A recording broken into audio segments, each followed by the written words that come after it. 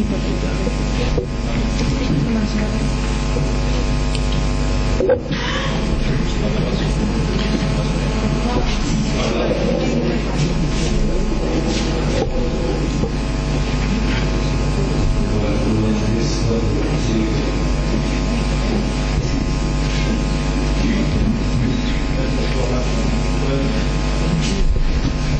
Tenemos una sala de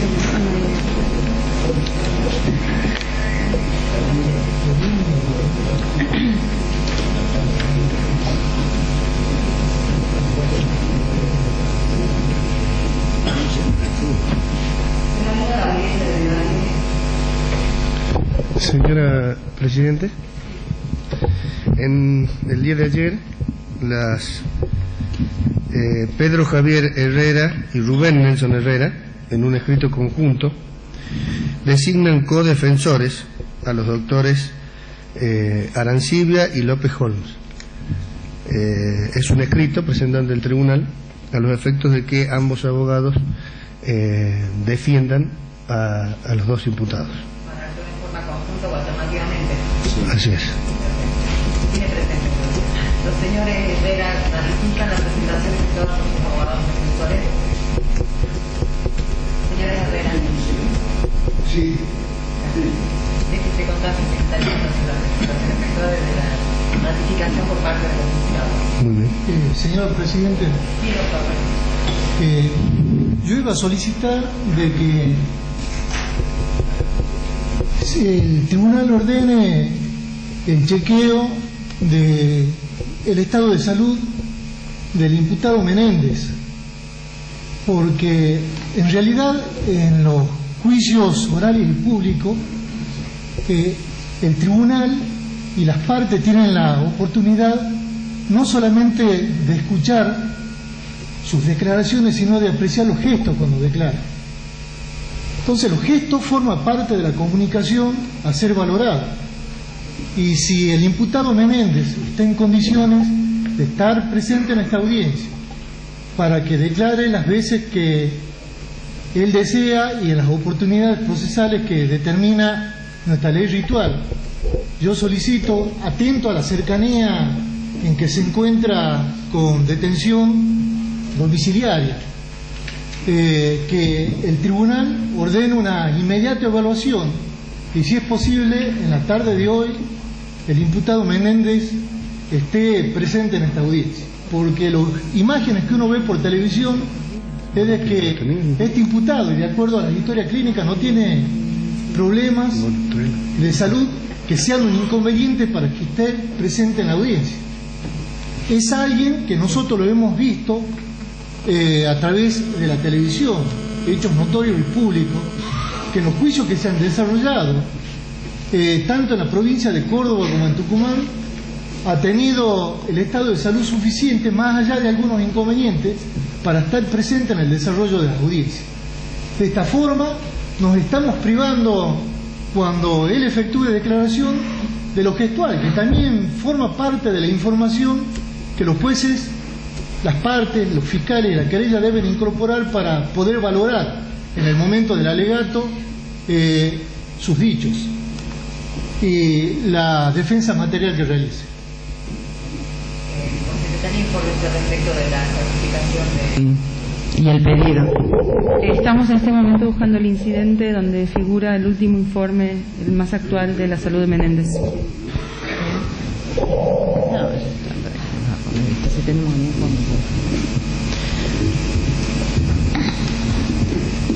Vamos a continuar hasta tanto contemos con el informe médico que existe en el incidente, donde se ha solicitado por parte de la defensa del señor Menéndez la participación de él en el juicio a través de videoconferencia. Doctora Solino, usted tenía un planteo que hacernos. Sí, señoría, gracias. Dos peticiones en cuanto a la prueba que resta producirse, que se va a producir en próximos días.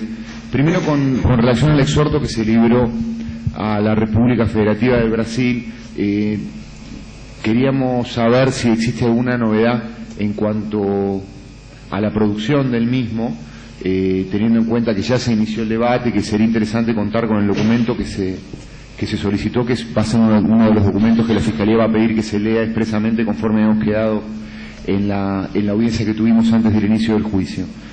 Independientemente de ello, para el caso de que el exhorto no llegue o haya algún defecto formal que haga que deba repetirse, vuelvo a plantear la posibilidad de que declare por declaración consular, conforme lo había planteado en el ofrecimiento de prueba, el abogado brasilero que encontró ese documento y que lo aportó al archivo público donde lo estamos pidiendo, Javier Cristle, que él podría declarar en el consulado argentino en Porto Alegre. Yo hablé con él la semana pasada y sigue dispuesto a hacerlo, y tal vez esa declaración consular en lapso de 10 días la podamos implementar. Lo dejo planteado desde ahora como para que el tribunal tenga tiempo de ir gestionando cualquiera de las dos cosas. Eventualmente, si hay que gestionar después la videoconferencia, me ofrezco a ponerme en contacto con el testigo como para gestionar eso por secretaría. Y después, por otro lado, con relación a los testigos Aragone y a Brutín Suárez, que hasta la última notificación que recibí del expediente ya tomé conocimiento que el testigo Aragone había manifestado que no renunciaba al tratamiento previsto por el 250 del Código Procesal Penal, y a Brutín Suárez todavía no había contestado. Respecto de Brutín Suárez, él ya había renunciado al tratamiento del 250 durante la instrucción, cuando lo habían convocado para carearse con algunos testigos. A Fojas 4.994 está la manifestación expresa del testigo de renunciar a ese tratamiento, con lo cual me parece innecesario volver a preguntárselo. Creo que debería ser convocado directamente a la audiencia. Respecto a Aragone, la Fiscalía tiene interés en preguntar y repreguntar, con lo cual la renuncia al tratamiento, la no renuncia al tratamiento del artículo 50, ese trato de privilegio establecido por el Código, implica a la Fiscalía tener que realizar un pliego de preguntas y eventualmente repreguntarle también por escrito. Independientemente de todo eso, nosotros consideramos que el tratamiento de privilegio del 250 no rige para la etapa de juicio, porque por la ubicación sistemática del Código, ese tratamiento de privilegio se entiende en el proceso escrito, donde lo único que se le da la posibilidad al testigo que es funcionario es de declarar en su despacho y no tener que trasladarse a la sede del tribunal. Entendemos que no rige para el proceso de debate, por los principios que rigen el debate, la contradicción, la publicidad. Y si el tribunal igual considera que el tratamiento de los 50 rige para el debate, lo que pido es que los constituyamos en el despacho del doctor Aragone y que se le reciba la declaración allí o por videoconferencia, porque la idea es evitar que el testigo responda un pliego de preguntas por escrito que nos obligue a nosotros a repreguntar en base a las respuestas que elabore por escrito. Lo que nosotros pretendemos es preguntarle frente a frente y poder ir sobre eso repreguntando. Entonces, el planteo que hacemos es más allá de lo que manifestó el testigo Aragone, que eso se solucione o convocándolo o yendo a recibir la declaración al despacho o eventualmente por videoconferencia, de ser posible. Esas eran las dos cuestiones que queríamos plantear desde ahora, como para que se vayan analizando para las fechas en que estén previstas sus testimoniales. Nada más, señoría, gracias. Bien, se tiene presente las manifestaciones vertidas por el señor fiscal. Señora Presidente. Sí, doctor. Muy breve, solamente aclarar con respecto al tema de la declaración por videoconferencia del imputado Menéndez.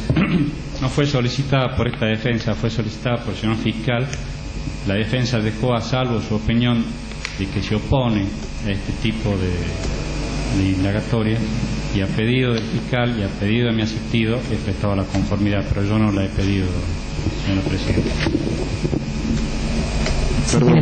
Perdón, su señoría, yo la manifestación respecto de la videoconferencia la hice solamente del imputado Gentil, porque tiene un problema concreto de salud que le impide viajar a Salta. Hay un informe médico específico. Nunca lo manifestamos respecto de Menéndez. Yo coincido con el planteo del doctor Leiva. Si el imputado Menéndez está en condiciones de trasladarse a Salta, tiene que estar sentado en la sala de audiencias, al menos para el acto de las indagatorias. Pero respecto de Gentil específicamente, porque había un informe médico previo ya del año pasado que indicaba la inconveniencia de que se traslade a Salta, y planteamos la cuestión de la videoconferencia al efecto de poder realizar el juicio contra él. Esa era la aclaración que quería hacer. Bien, respecto del incidente de Menéndez, en el próximo cuarto intermedio vamos a analizar todas estas cuestiones que se han planteado en este momento para no interrumpir la audiencia ahora. Vamos a proceder entonces.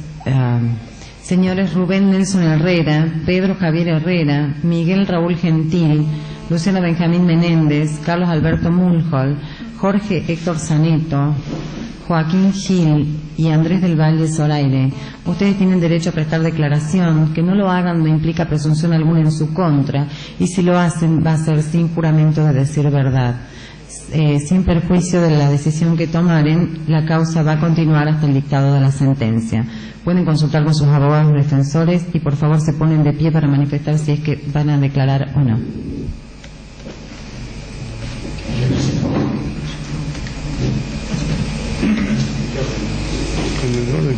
En el orden que les dije. Señor Rubén Nelson Herrera, ¿va a declarar? No va a declarar. Pedro Javier Herrera, ¿va a declarar? Bien, espérenme un minutito. Miguel Raúl Gentil, ¿va a declarar? Cierto, está en videoconferencia.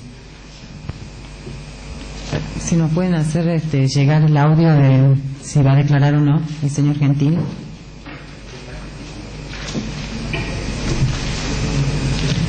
Bueno, por el momento no voy a declarar. Gracias. Luciano Benjamín Menéndez.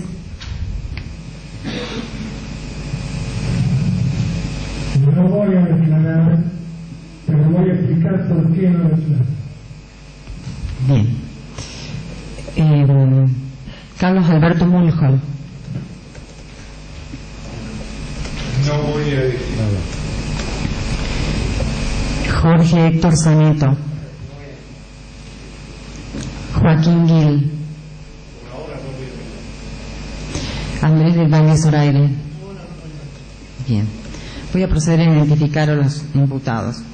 Rubén Nelson Herrera, documento nacional de identidad número 7.850.127, de nacionalidad argentino, de 59 años de edad, nacido el 20 de septiembre de 1949, hijo de Venancio Herrera y de Filomena Corvera, de ocupación oficial ayudante, retirado de la policía de la provincia de Salta, de estado civil casado, con último domicilio real en calle Güemes sin número de la localidad de Iruya, provincia de Salta. ¿Son correctos estos datos? Bien. ¿Alguien quiere hacer de las partes alguna pregunta respecto de los generales del imputado? Señor fiscal. No, su señoría, gracias. Bien. ¿Los querellantes? No, si tienen algún apodo por el que se los identifique, además. Bien. Señor Herrera, ¿tiene algún apodo por el que se lo identifique? Chacho. Bien. ¿Alguna otra pregunta, doctores? Bien. ¿La defensa? No, ya tendrá que estar. Nada, por uno. Pedro Javier Herrera, documento nacional de identidad número 7.234.000. Por favor, de pie, la persona que identifique. Pedro Javier Herrera, documento nacional de identidad número 7.234.632, de nacionalidad argentina, de 74 años de edad, nacido el 9 de septiembre de 1934, en Ingenio San Martín del Tabacal, Salta, hijo de Máximo Herrera y de Inés Tacacho, de ocupación jubilado de la policía de la provincia de Salta, de estado civil casado, con último domicilio real en calle José Manuel Vaca, número 1195, de Villa Los Sauces de la ciudad de Salta. ¿Son correctos estos datos, señor Herrera? Bien. Bien. ¿Alguna otra pregunta respecto de las generales del imputado, señor fiscal? ¿La querella? Bien. Puede tomar asiento. La defensa.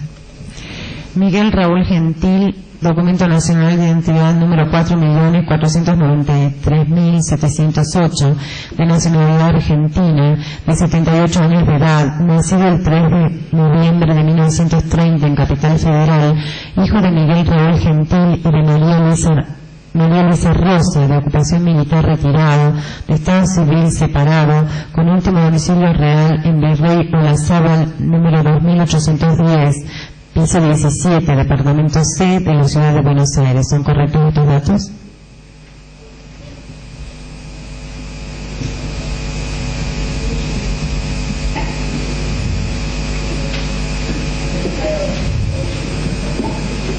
Es correcto los datos que me corresponden.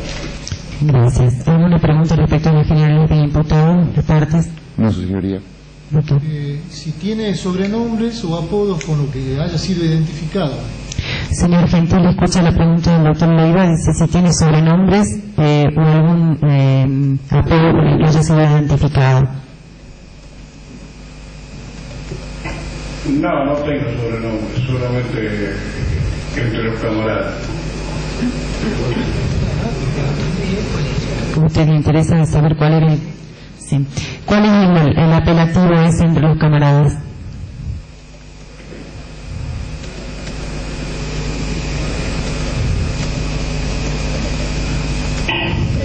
El turco. El turco. ¿Alguna otra pregunta respecto a la general del imputado?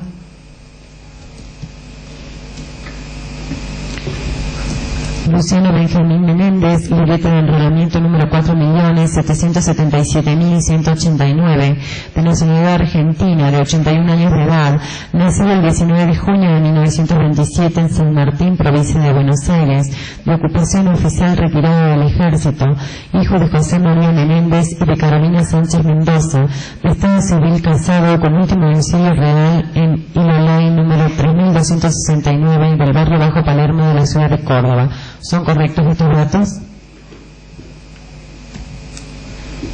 Es algo que no estoy retirado del que soy preso político, he vuelto a la actividad.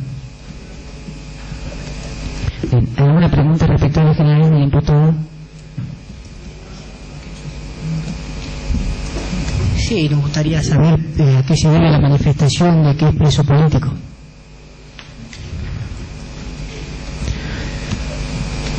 En realidad no es una pregunta respecto a los generales del imputado. Y es probable que sí, porque de alguna manera esa consideración puede influir en los dichos o no que él... Señoría, mi defendido manifestó que no va a declarar y eso no es lo están indagando. Ya dijo que no va a declarar. Si no es una pregunta respecto a los generales del imputado, es la identificación únicamente de los datos personales y en todo caso... Doctora, sí, doctor. Para que le preguntemos también, al igual que a los otros imputados, sobre sobrenombres o apodos que tengan en la sociedad civil o con las personas que trabajaron con él en este periodo del terrorismo de Estado. No me escucha, señor Menéndez, si tiene algún apelativo o algún apodo o sobrenombre, ya sea en su actual civil o dentro de las fuerzas. No tengo. Bien. Carlos Alberto Mulhol. Documento Nacional de Identidad número 4.792.477, de nacionalidad argentina, de 75 años de edad, nacido el 8 de julio de 1929 en Capital Federal, oficial retirado del ejército, hijo de Julio Mulhol Roca y de María Amelia Menéndez, viudo, con domicilio en Montevardo número 3147, Olivos, provincia de Buenos Aires. ¿Son correctos estos datos? Sí, son correctos. ¿Alguna otra pregunta respecto a los generales del imputado? Sí, el mismo temperamento que para todos, si reconoce algún apodo, sobrenombre. Si tiene algún apodo, sobrenombre, señor Mulhol. Entre los familiares, ñato, me dicen, ñato. ¿Cómo es? Perdón, no le entiendo. Ñato. Ñato. Gracias. Puede tomar asiento. Jorge Héctor Zaneto. Documento Nacional de Identidad número 4.195.333, de nacionalidad argentina, nacido el 20 de diciembre de 1936 en Capital Federal, hijo de Héctor Arilio Zaneto, fallecido, y de Francisca Cao, fallecida, empleado del gremio municipal de la Capital Federal, casado, con último domicilio real en calle San Juan Bautista, número 951, entre Levenson y Pío XII, Moreno, Paso del Rey, provincia de Buenos Aires. ¿Son correctos estos datos? Viudo. Señor Zaneto, ¿tiene algún apelativo o sobrenombre? Bien, ¿alguna otra pregunta? Puede tomar asiento. Joaquín Guil, libeta de enrolamiento número 7.243.206, de nacionalidad argentina, nacido el 1 de enero de 1937 en San Miguel de Tucumán, provincia de Tucumán, hijo de Joaquín Guil, fallecido, de Francisca Notario, fallecido, comisario general retirado de la policía de la provincia de Salta, con domicilio real en Jiménez Zapiola, número 1027, de la barrio Brambur de la ciudad de Salta. ¿Son correctos estos datos, señor Guil? ¿Cuál es su domicilio? Avenida San Martín, 2300. Gracias. ¿Algún apelativo o sobrenombre, señor Guil? Puede tomar asiento. ¿Alguna otra pregunta? ¿Le queréis la titular? Andrés Rivales Oaire, documento nacional de identidad número 7.247.259, de nacionalidad argentina, nacido el 4 de febrero de 1938 en Rosario de la Frontera, provincia de Salta, con domicilio real en calle Portugal número 830 de la localidad de Tafí Viejo de la provincia de Tucumán. ¿Estos datos son correctos, señor Zoraire?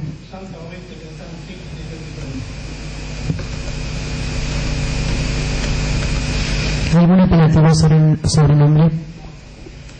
Bien, ¿alguna pregunta respecto a la finalidad del imputado? Puede tomar asiento, señor Zoraire.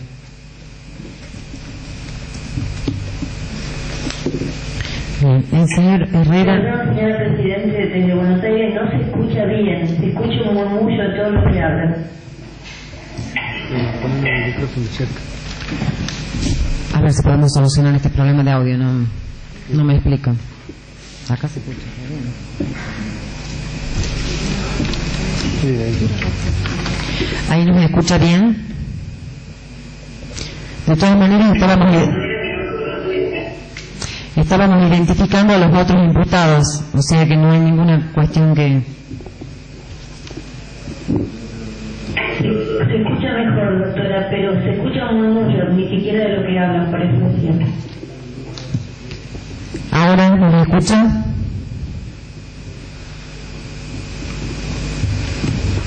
Se escucha como si estuviera en una caja y alguna palabra así como murmullo no se entiende, doctora. Esto no se puede.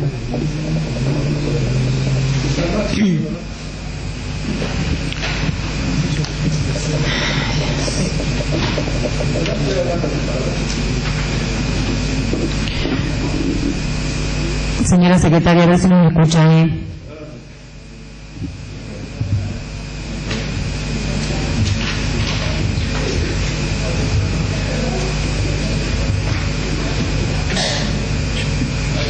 Estamos haciendo prueba de audio, necesitamos saber si nos escucha.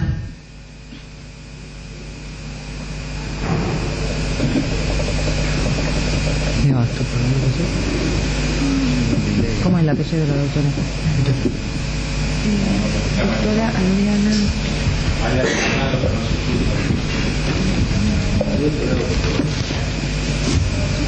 Buenos Aires, ¿nos escucha? No, doctora, ahora se escucha peor.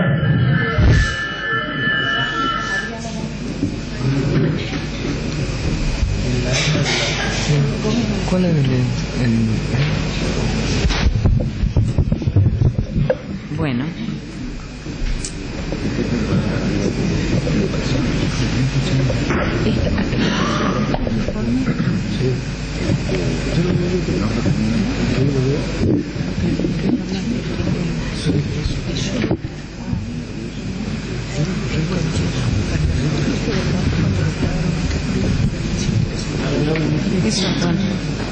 Pero lo que pasa es que si me escuchan, no, pues.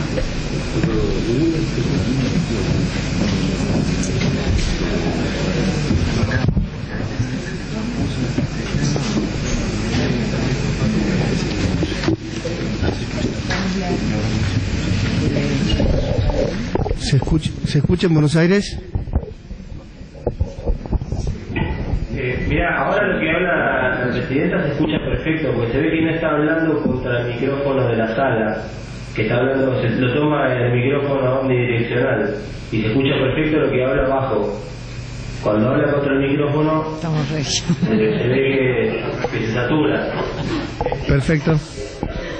19 de autos. Informo que el imputado Luciano Benjamín Menéndez fue asistido médicamente por personal perteneciente al Sistema Provincial de Salud, CIPROSA, los días 26 de febrero, 1, 3, 4, 7, 8 de marzo del corriente año, conforme se detalla Focas 2161, 2168. Al respecto, el día 2 de marzo de 2011, en momentos previos al reinicio de la audiencia de debate y por recomendación del médico de turno ante los estrados del tribunal, se aconsejó su internación como consecuencia de presentar tensión arterial alta, lo que así se dispuso, por lo que fue derivado a un sanatorio privado de esta ciudad. Allí estuvo internado en observación por aproximadamente 5 horas, habiéndose producido el alta sanatorial por disposición del doctor Ramón Nicasio Herrera, conforme certificado obrante a Fojas 2102, donde recomienda continuar el debate por teleconferencia. A Fojas 2169, obra informe del estudio ecodoppler renal realizado el día 5 de marzo de 2011. En Secretaría se encuentra reservada fotocopia de la historia clínica del imputado, remitida por el Tribunal Oral en el Tribunal Federal número 1 de Córdoba. En la audiencia de debate el día 3 de marzo de 2011, el tribunal dispuso que el imputado mencionado continúe participando del juicio mediante el sistema de videoconferencia desde el lugar donde cumple la prisión preventiva bajo la modalidad de prisión domiciliaria, conforme los antecedentes médicos descriptos, tanto por los médicos oficiales como el particular, lo que tuvo lugar a partir del día 10 de marzo de 2011. Por último, informo que en el día de la fecha, previo al inicio de la audiencia, el imputado Menéndez registró 17.9 de tensión arterial, conforme le fuera informado por el médico del CIPROSA, el doctor Jorge Enrique David, secretario de este tribunal, que concurre al domicilio desde donde sigue el debate del imputado referido. Gracias, doctor. Sí, doctor. Nosotros solicitamos de que el médico dependiente del Poder Judicial Federal sea y que revise el estado de salud. En definitiva, creemos de que si hay pico de presión estando en el tribunal, ¿cuál es la diferencia de que sea sometido al estrés del juicio desde una teleconferencia? Sin embargo, pareciera ser de que a través de la teleconferencia, estando en juicio, con el mismo estrés, no tiene inconveniente para estar participando en el juicio. Entonces nosotros pedimos que se revise esta medida, que el imputado sea trasladado, así como fue trasladado a Tucumán, de Tucumán a Salta, y acá tenga esta evaluación y tengamos la oportunidad de poder pedirle si quiere declarar, y en el caso que lo desee hacer, para aclarar esas cosas que dijo recién cuando se le preguntó del apodo, él lo pueda realizar acá a viva voz en tribunal y en presencia de las partes. Reiterando, doctora, de que los gestos también son comunicación. Sí, en realidad los gestos también se toman a través de la videoconferencia. De todas maneras, esto va a ser materia de resolución por parte del tribunal en el cuarto intermedio que vamos a hacer después de tomarle la declaración al señor Herrera. Sí, doctor, lo escuchamos. Señor presidente del excelentísimo tribunal, las partes fueron notificadas que el defendido Menéndez iba a prestar declaración, iba a presenciar el juicio mediante un sistema de videoconferencia, y entiendo que, salvo la opinión de esta defensa, nadie se opuso. Entonces, que planteo es extemporáneo. Se tiene presente para el momento de la resolución. El señor Rubén Nelson Herrera, si mal no recuerdo, era que iba a declarar. Sí, doctor. En ese sentido, manifiesta que no va a prestar declaración con el estado de medio y no se encuentra información del área procesada día después de llegar una cuestión que para declarar. No obstante eso, va a ser. Perfecto, doctor. Se tiene presente. Vamos a hacer un pequeño cuarto intermedio.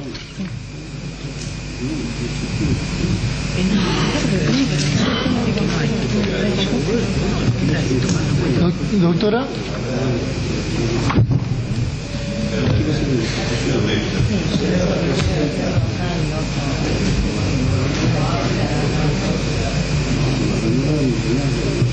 Sí. Señora Presidenta. Lo escuchamos, doctor. Haciendo una inquietud de la defensa de que el general, ex general, comparezca ante esta audiencia.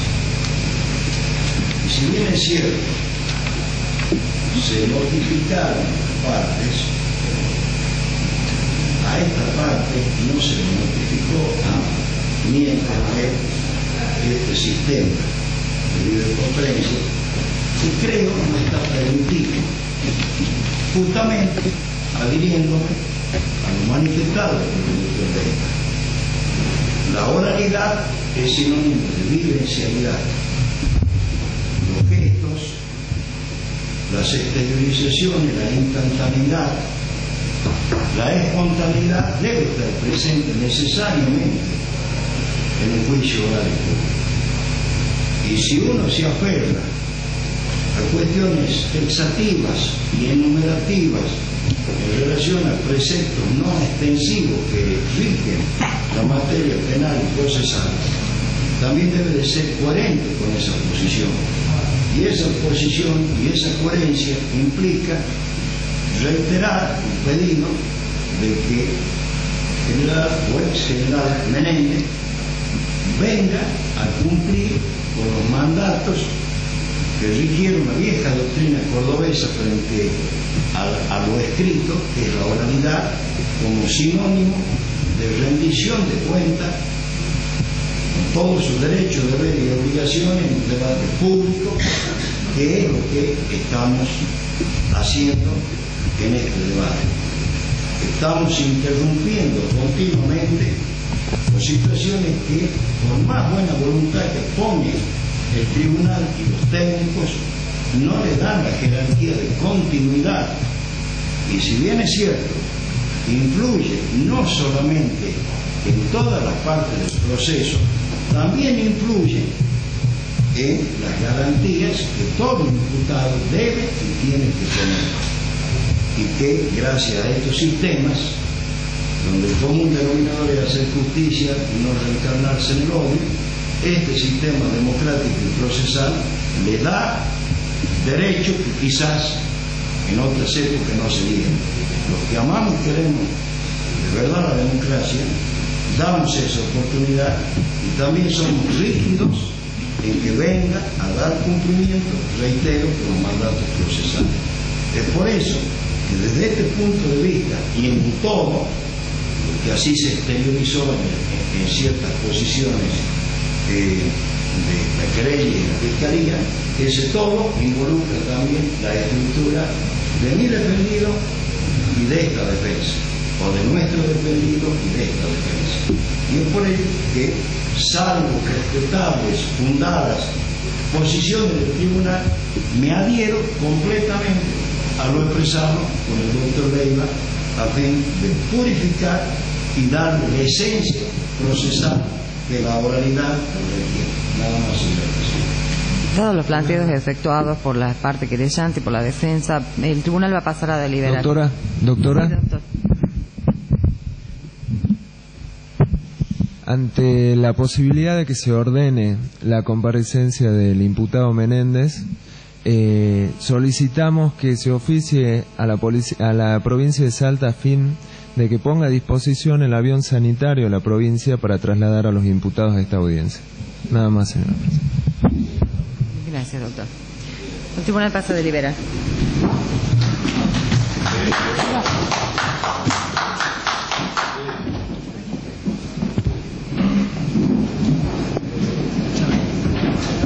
¿Por qué no se gastar plata a los impuestos? Bien. Pueden tomar asiento.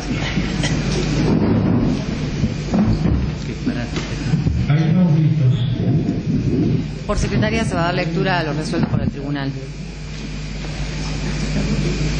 1. Que en cuanto al planteo de que la videoconferencia no es una forma autorizada por el Código Procesal en la medida en que los medios técnicos permiten que el imputado tenga pleno conocimiento de lo que sucede en la audiencia de debate, garantizando de esta manera el adecuado tratamiento de su derecho de defensa en juicio, queda zanjada la oralidad e inmediatez requerida en el juicio oral y público. Por lo demás, el imputado tiene derecho a no estar presente en la sala si así lo requiere, conforme lo dispone el artículo 366 del Código Procesal Penal de la Nación. Segundo, que en cuanto a la cuestión de fondo referida al estado de salud del imputado Menéndez, se trata de una cuestión actualizable periódicamente, por lo cual el tribunal decide mantener el statu quo decidido en el respectivo incidente, sin perjuicio de disponer que en el día de la fecha será revisado por el médico forense de la Cámara Federal de Apelaciones de Tucumán en el lugar en donde cumple prisión preventiva, quien deberá explicarse si se encuentra en condiciones de comparecer en persona a la audiencia o, en su caso, si puede participar de ella por el sistema de videoconferencia, explicando los motivos en los que se funda dicha opinión. Asimismo, se dispone que la revisión sea realizada con carácter semanal, informándose de lo dicho al tribunal.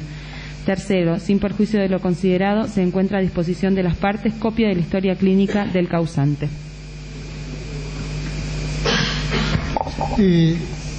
Doctora. Señora Presidente, era para una cuestión accesoria, pero creo que importante, en relación al respeto de las instituciones republicanas, para solicitar que el asistente de esta comunicación que existe entre el tribunal y el lugar de la prisión domiciliaria del imputado Menéndez no se refiera a este imputado como general de la nación, porque es una persona condenada por homicidio al cual se le ha retirado el grado de general. Y esto es una cuestión ofensiva de que un asistente del tribunal está dándole este tipo de calidad a un asesino.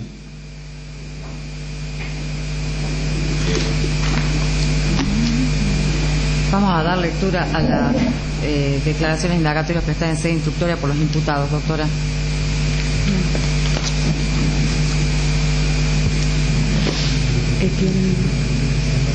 ¿Comenzamos por la declaración del señor Menéndez o comienzo con las lecturas, doctora?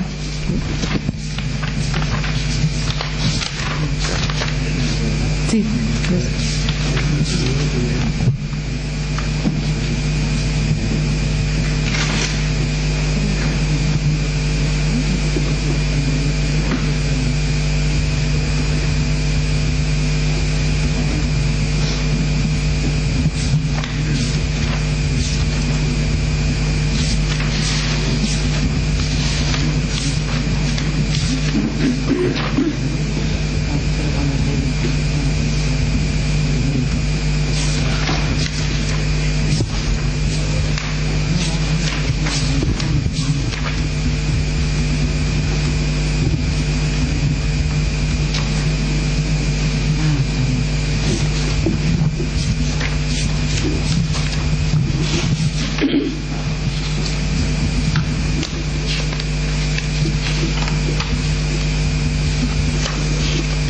Empezando por la declaración de Rubén Nelson Herrera, doctor.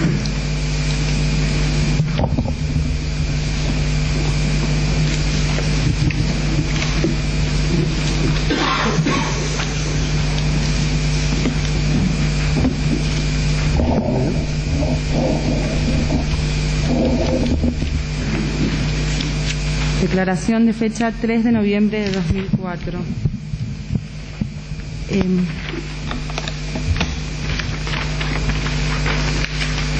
Audio en Tucumán. No hay audio en Tucumán. Ahí está, volvió, ahí retomo el audio,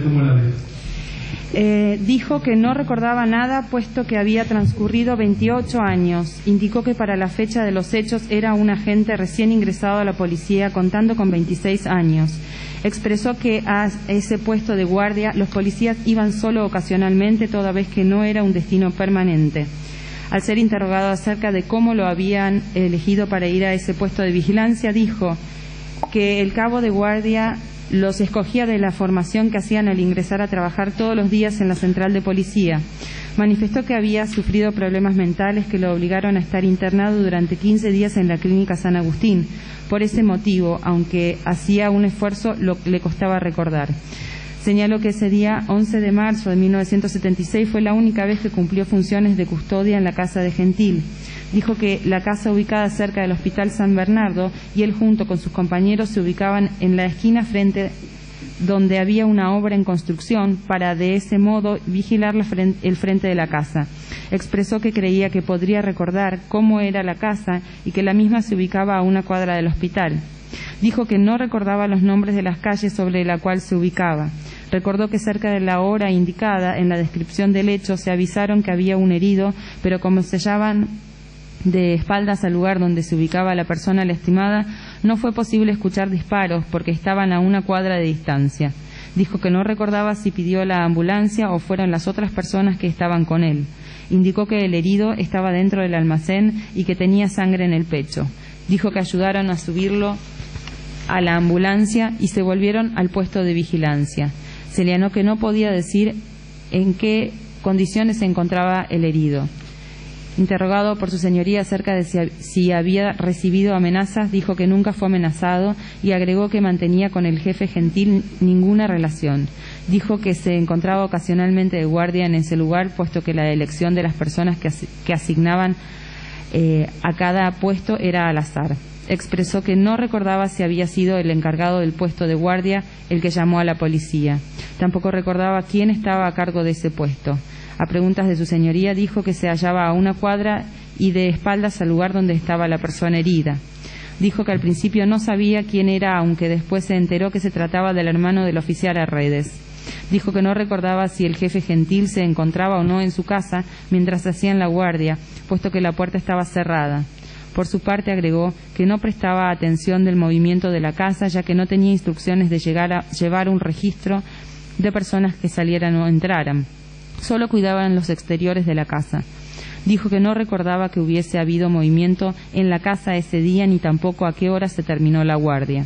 Interrogado por su señoría, dijo que no recordaba que hubiera habido una persecución, que el tráfico de ese día era normal. Indicó que pese a la tranquilidad de la zona no recordaba que hubiese habido el paso de autos a gran velocidad. Señaló que no le llamó la atención que hubiera un herido porque esa era responsabilidad del que estaba a cargo, ya que él solo era un agente con menos de un año de servicio en la fuerza. Preguntado por el fiscal para que diga quién daba las indicaciones de dónde ubicarse, dijo que era el suboficial, pero no recuerda quién cumplía esa función ese día. Dijo que las indicaciones las daban en la central antes de dirigirse al puesto, agregando que nadie le indicó dónde ubicarse en el puesto de guardia, ya que no había una indicación precisa para cada uno. Señaló que estaba ubicado frente a la casa de Indalecio Gómez 208, en una casa en construcción. Indicó sobre el plano de Fojas 593 que su ubicación era frente al domicilio antes mencionado, sobre dicha arteria, unos 10 metros antes de llegar. A preguntas del fiscal, además indicó que debían moverse siempre mirando la casa. Dijo que debían cuidar que la casa del jefe no sea atacada. A preguntas del fiscal contestó que le asignaban el puesto cuando llegaba a la central de policía aproximadamente a las 6 de la mañana. Indicó que conocía a Herrera de la sección primera de infantería, aunque no recordaba quién era el jefe de esa división. Señaló que los tres que integraban la Guardia del Monte, la guardia frente a lo de Gentil, eran de infantería. Dijo que no recordaba quién los trasladó hasta el puesto, que llegaron cerca de las horas 7. Interrogado por el fiscal, dijo que pese a que llegó al puesto muy temprano en la mañana, no vio a Gentil ni a ninguna persona entrar o salir de la casa, ni siquiera al chofer del jefe, en todo el día, e insistió en que fue la única vez que fue a ese puesto. Interrogado por el fiscal federal, dijo que no recordaba a qué destino fue mandado Pedro Javier Herrera. Indicó que en abril de 1977 ingresó a la escuela de la policía para hacer el curso de suboficiales. Aclaró que ingresó como agente en 1975 y luego a la escuela. Interrogado por el fiscal para que explique cómo ingresó a la policía como agente y luego fue a la escuela de policía a hacer el curso de suboficiales, dijo que en ese momento se podía ingresar solo con estudios secundarios. Continuando con su interrogatorio, el fiscal federal solicitó que aclare si su ingreso a la escuela fue con posterioridad al secuestro de Ragone. Dijo que no recordaba. Interrogado por su señoría acerca de si le resultaba común ver una persona herida, contestó que en esos tiempos le parecía raro, aunque hace 28 años atrás no sabía. A preguntas de su señoría si podría oír un disparo a 100 metros, dijo que no sabía. Indicó que en horas de la tarde tomó conocimiento que el herido era hermano del inspector Arredes. A preguntas de su señoría acerca de quién estaba al mando de la central de policía y si había mucho movimiento, dijo que no recordaba quién estaba a cargo, aunque sí recordaba que entraba y salía gente. Dijo que no recordaba haber estado con el comisario Arredes. Indicó que la tarde de los hechos tomó conocimiento que el herido era el hermano de Arredes. Indicó que ese día no percibió movimiento hacia el Hospital San Bernardo, ni tampoco recordaba haber visto o escuchado un helicóptero, ni tampoco cómo era el estado del tiempo, ni siquiera haber visto luces extrañas en el cerro, puesto que no miraba esa dirección. Señaló que unos días después prestó declaración sobre los hechos en la central de policía, aunque no recuerda quién le tomó declaración, ni tampoco el contenido de su comparecencia. Acto seguido, con la autorización de su señoría, el fiscal federal incorporó por lectura la declaración testimonial del compareciente obrante Fojas 34. Al respecto, el declarante dijo no recordar haberse trasladado al San Bernardo a pedir la ambulancia y que quizás había sido Pedro Herrera el que había llamado al comando. Dijo que no recordaba si la calle del Milagro era transitada porque era la primera vez que iba. Indicó que su carrera policial fue corta y que Arredes había sido la única persona herida que vio en su vida, aunque el paso de los años no le permitía recordar con precisión. Interrogado por su señoría sobre si recordaba algún aspecto de la muerte de Ragone, a pesar de no vincular este hecho con la muerte del exgobernador, contestó que la tarde del hecho tomó conocimiento que secuestraron a Ragone, no recordando cómo se enteró. Repitió que en la central de policía había un ambiente conmocionante. Interrogado por su señoría para que diga si alguna persona le hizo amenazas de que callara lo que supiera sobre el hecho que se investiga en estos actuados, dijo que no. Interrogado por el fiscal acerca de los motivos por los cuales fue suspendido, dijo que no fue suspendido sino arrestado porque se había casado sin autorización y porque no informó de la evasión de un detenido en la comisaría de El Bordo. Indicó que ninguna persona, ni siquiera él mismo, realizó gestiones para su reintegro a la fuerza y que en el año 1981 pasa a situación pasiva cuando cumplía funciones en Coronel Moldes. Indicó que no vio nunca más ni a Vilte ni a Herrera y desconocía si estuvieron involucrados en hechos delictivos. Dijo que prestó servicios en infantería hasta que ingresó a la escuela de policía. Señaló que se recibió de oficial subayudante en el año 1979, conservando esa categoría. Dijo que en Santa Victoria pasó a ser jefe por el oficial a cargo, porque el oficial a cargo viajó a la ciudad de Salta a realizar un curso y en esa comisaría hizo un sumario por la muerte de 3 hermanos. Dijo que ni Herrera ni Vilte realizaron el curso de oficiales. Interrogado por el fiscal acerca de si sabía lo que era la Guardia del Monte y si conocía a sus integrantes Zoraire, Acosta, Corbalán y Sarabia, dijo que no conocía a Zoraire. ¿Cómo, perdón?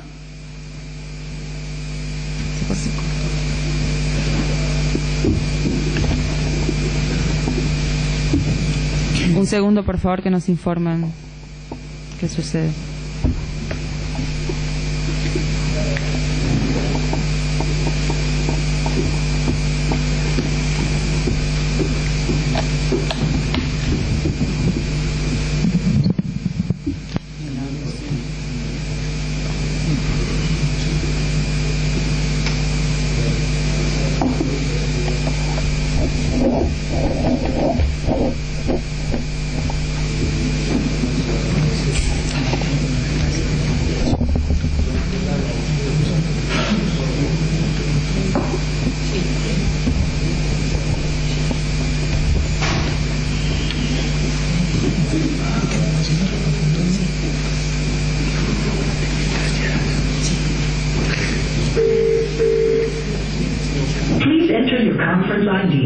Press the pound key when complete.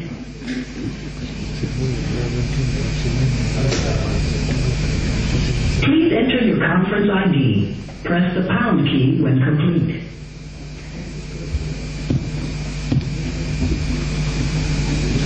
Please enter your conference ID. Press the pound key when complete.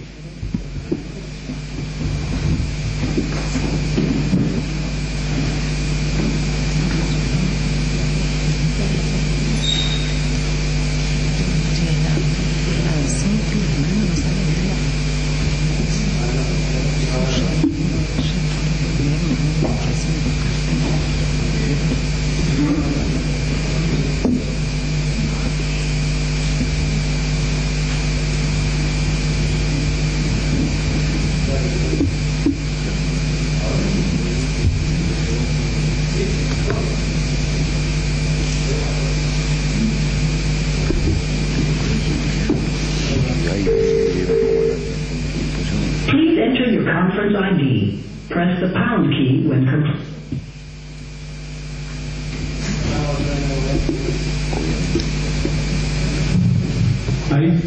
Ahí estamos de nuevo, por lo menos en Tucumán. Sí, acá también estamos en Buenos Aires. Sí, está todo restablecido normalmente. Sí, acá en Tucumán también. Continúo. Indicó que luego del secuestro de Ragón, interrogado por el fiscal acerca de si sabía lo que era la Guardia del Monte y si conocía a sus integrantes Zoraire Acosta, Corbalán y Sarabia, dijo que no conocía a Zoraire ni tampoco de la existencia de la Guardia del Monte y sus integrantes. Indicó que luego del secuestro de Ragone no le pidieron que realizara ninguna investigación. Interrogado por el fiscal federal, dijo que no recordaba quién era el director de la escuela cuando él ingresó. Dijo que ingresó por su propia voluntad porque pasó el examen intelectual, aunque no haber pasado el examen físico. Indicó que nunca se interesó por el caso Ragone pese a la cercanía en que sucedieron los hechos. Dijo que ni siquiera recordaba que había sido él que buscó la ambulancia en el hospital. Expresó que ningún oficial superior lo convocó para saber si habían visto u oído algo. Solo vio que de la central entraba y salía gente. Por pedido expreso del fiscal federal se deja constancia que ninguna persona le preguntó hasta el día siguiente cómo sucedieron los hechos. Acto seguido y por pedido del defensor se deja constancia que no recordaba que sobre qué tema le preguntaron, aunque recuerda que lo interrogaron. Expresó que le dieron la orden de salir en patrullero en busca de algún sospechoso por los hechos. Finalmente, exhibida que le fue la declaración de Fojas 34, reconoció su firma sobre la palabra declarante. Dijo que no estaba seguro porque siempre firmaba diferente, aunque recordaba haber declarado en aquella oportunidad. Interrogado por el fiscal, dijo que esa declaración se la tomaron al día siguiente, aunque no recuerda a qué hora ni quién se la tomó, tampoco si estaba junto con Herrera y Vilte. Dijo que declaró en la central de policía. Dijo que los tres estaban parados junto a la esquina de Indalecio Gómez y del Milagro y que conocía a Gentil de verlo en la central de policía. Con lo que, no siendo para más, se da por finalizado el acto.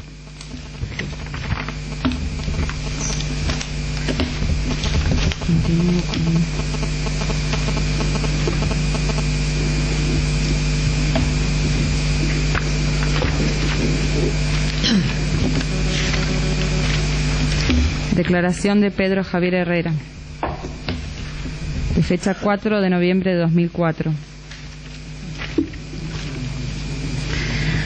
Manifiesta que el deponiente había ingresado a la policía de la provincia en el año 1961, por lo que a la fecha del hecho que se investiga llevaba aproximadamente 15 años en la fuerza. Sí. Voy a solicitar que se lea la declaración manifestada con anterioridad, ¿no? No le entiendo, doctor. La ampliación, sí, eso estábamos advirtiendo con el doctor Jiménez. Atrás. Sí, terminemos con la declaración, la ampliación de 1762-64. Sí. Mejor.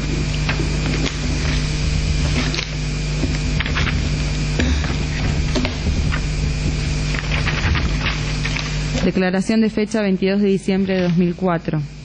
Dijo que quiere dejar constancia que nunca fue custodio del entonces jefe de policía, coronel Gentil, y que durante el año que prestó servicios en la central de policía nunca dialogó ni tuvo contacto con él. Señaló que él sabía que Gentil era jefe porque cuando le tocaba cubrir el puesto número 1, que era la puerta de entrada a la central ubicada en la calle Güemes al 700, aparecía Gentil y su superior le indicaba que se parara bien para recibirlo en la repartición.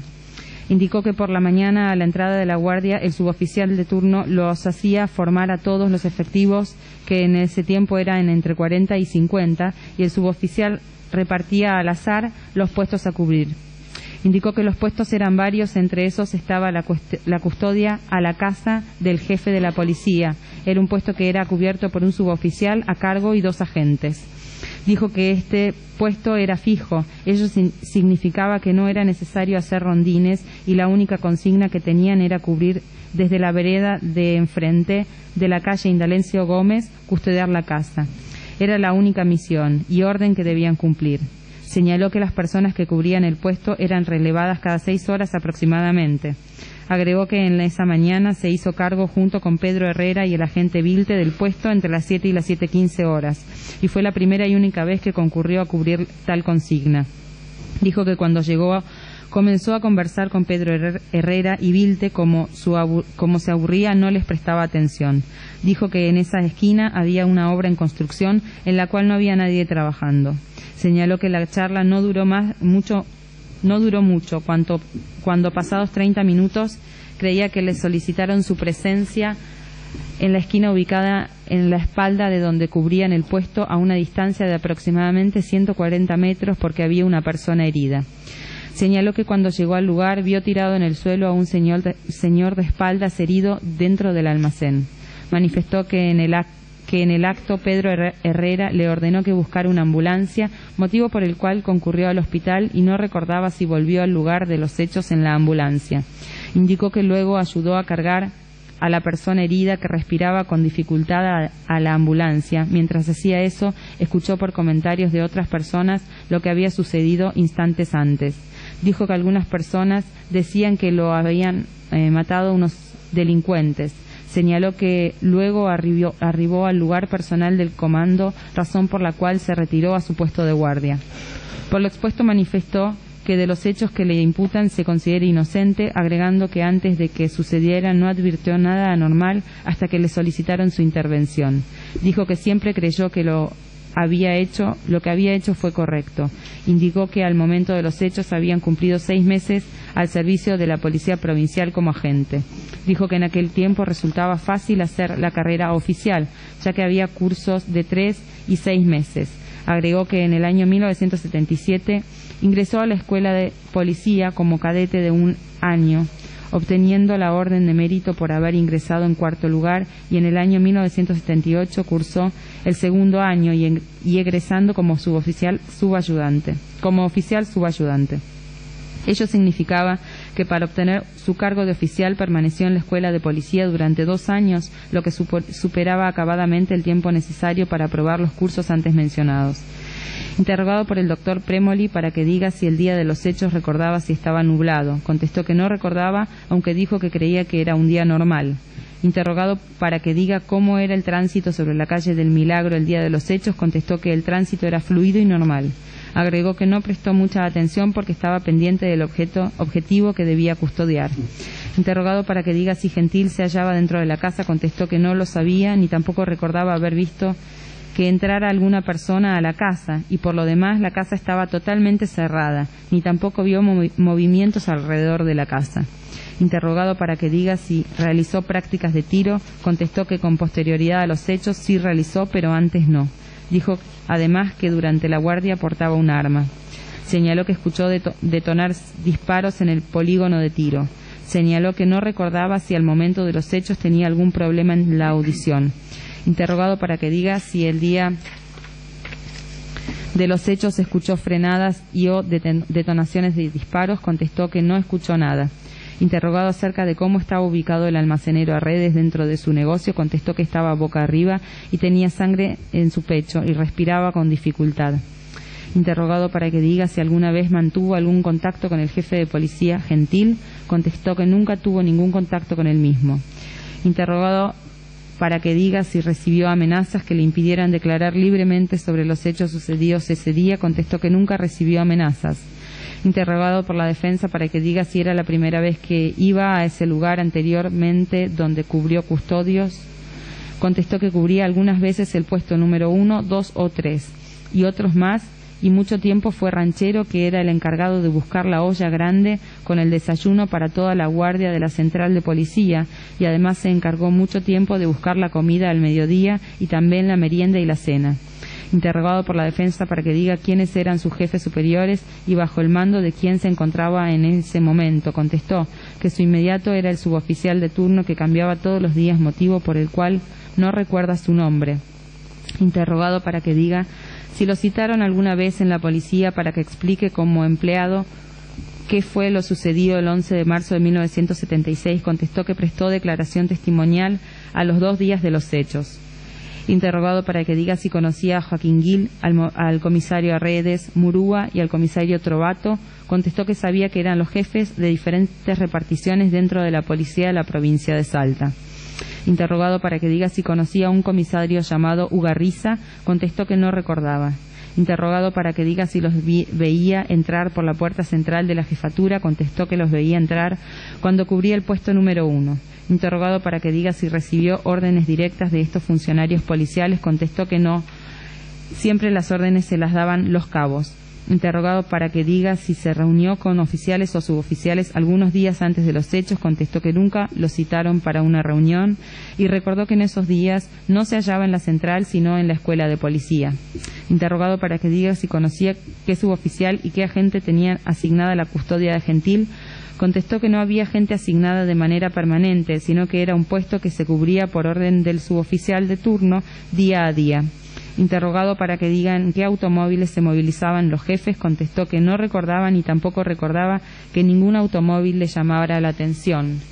Interrogado para que diga si después de sucedidos los hechos permaneció en su puesto, contestó que sí hasta el mediodía y que durante ese lapso de tiempo no apareció ningún jefe que le pidiera explicaciones de lo que había sucedido, con lo que no siendo para más se da por finalizado el acto.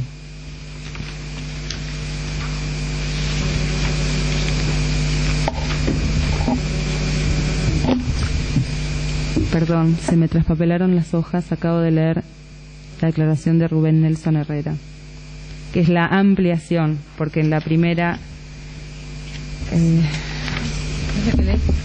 No, tengo que leer ahora la de Pedro Javier Herrera, la ampliación. Bien. Sí, pero todavía no hemos leído la declaración indagatoria de Pedro Javier Herrera, hemos leído la de Rubén Nelson Herrera. Y hemos leído la ampliación. Bien, ahora vamos con la de Rubén Nelson Herrera. Disculpen.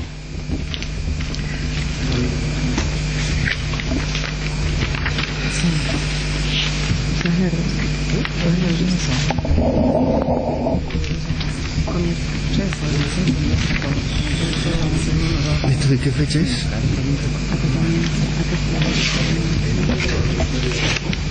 Acá. 4 de noviembre.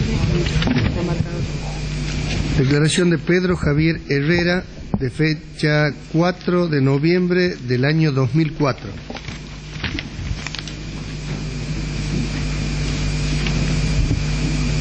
¿Empieza?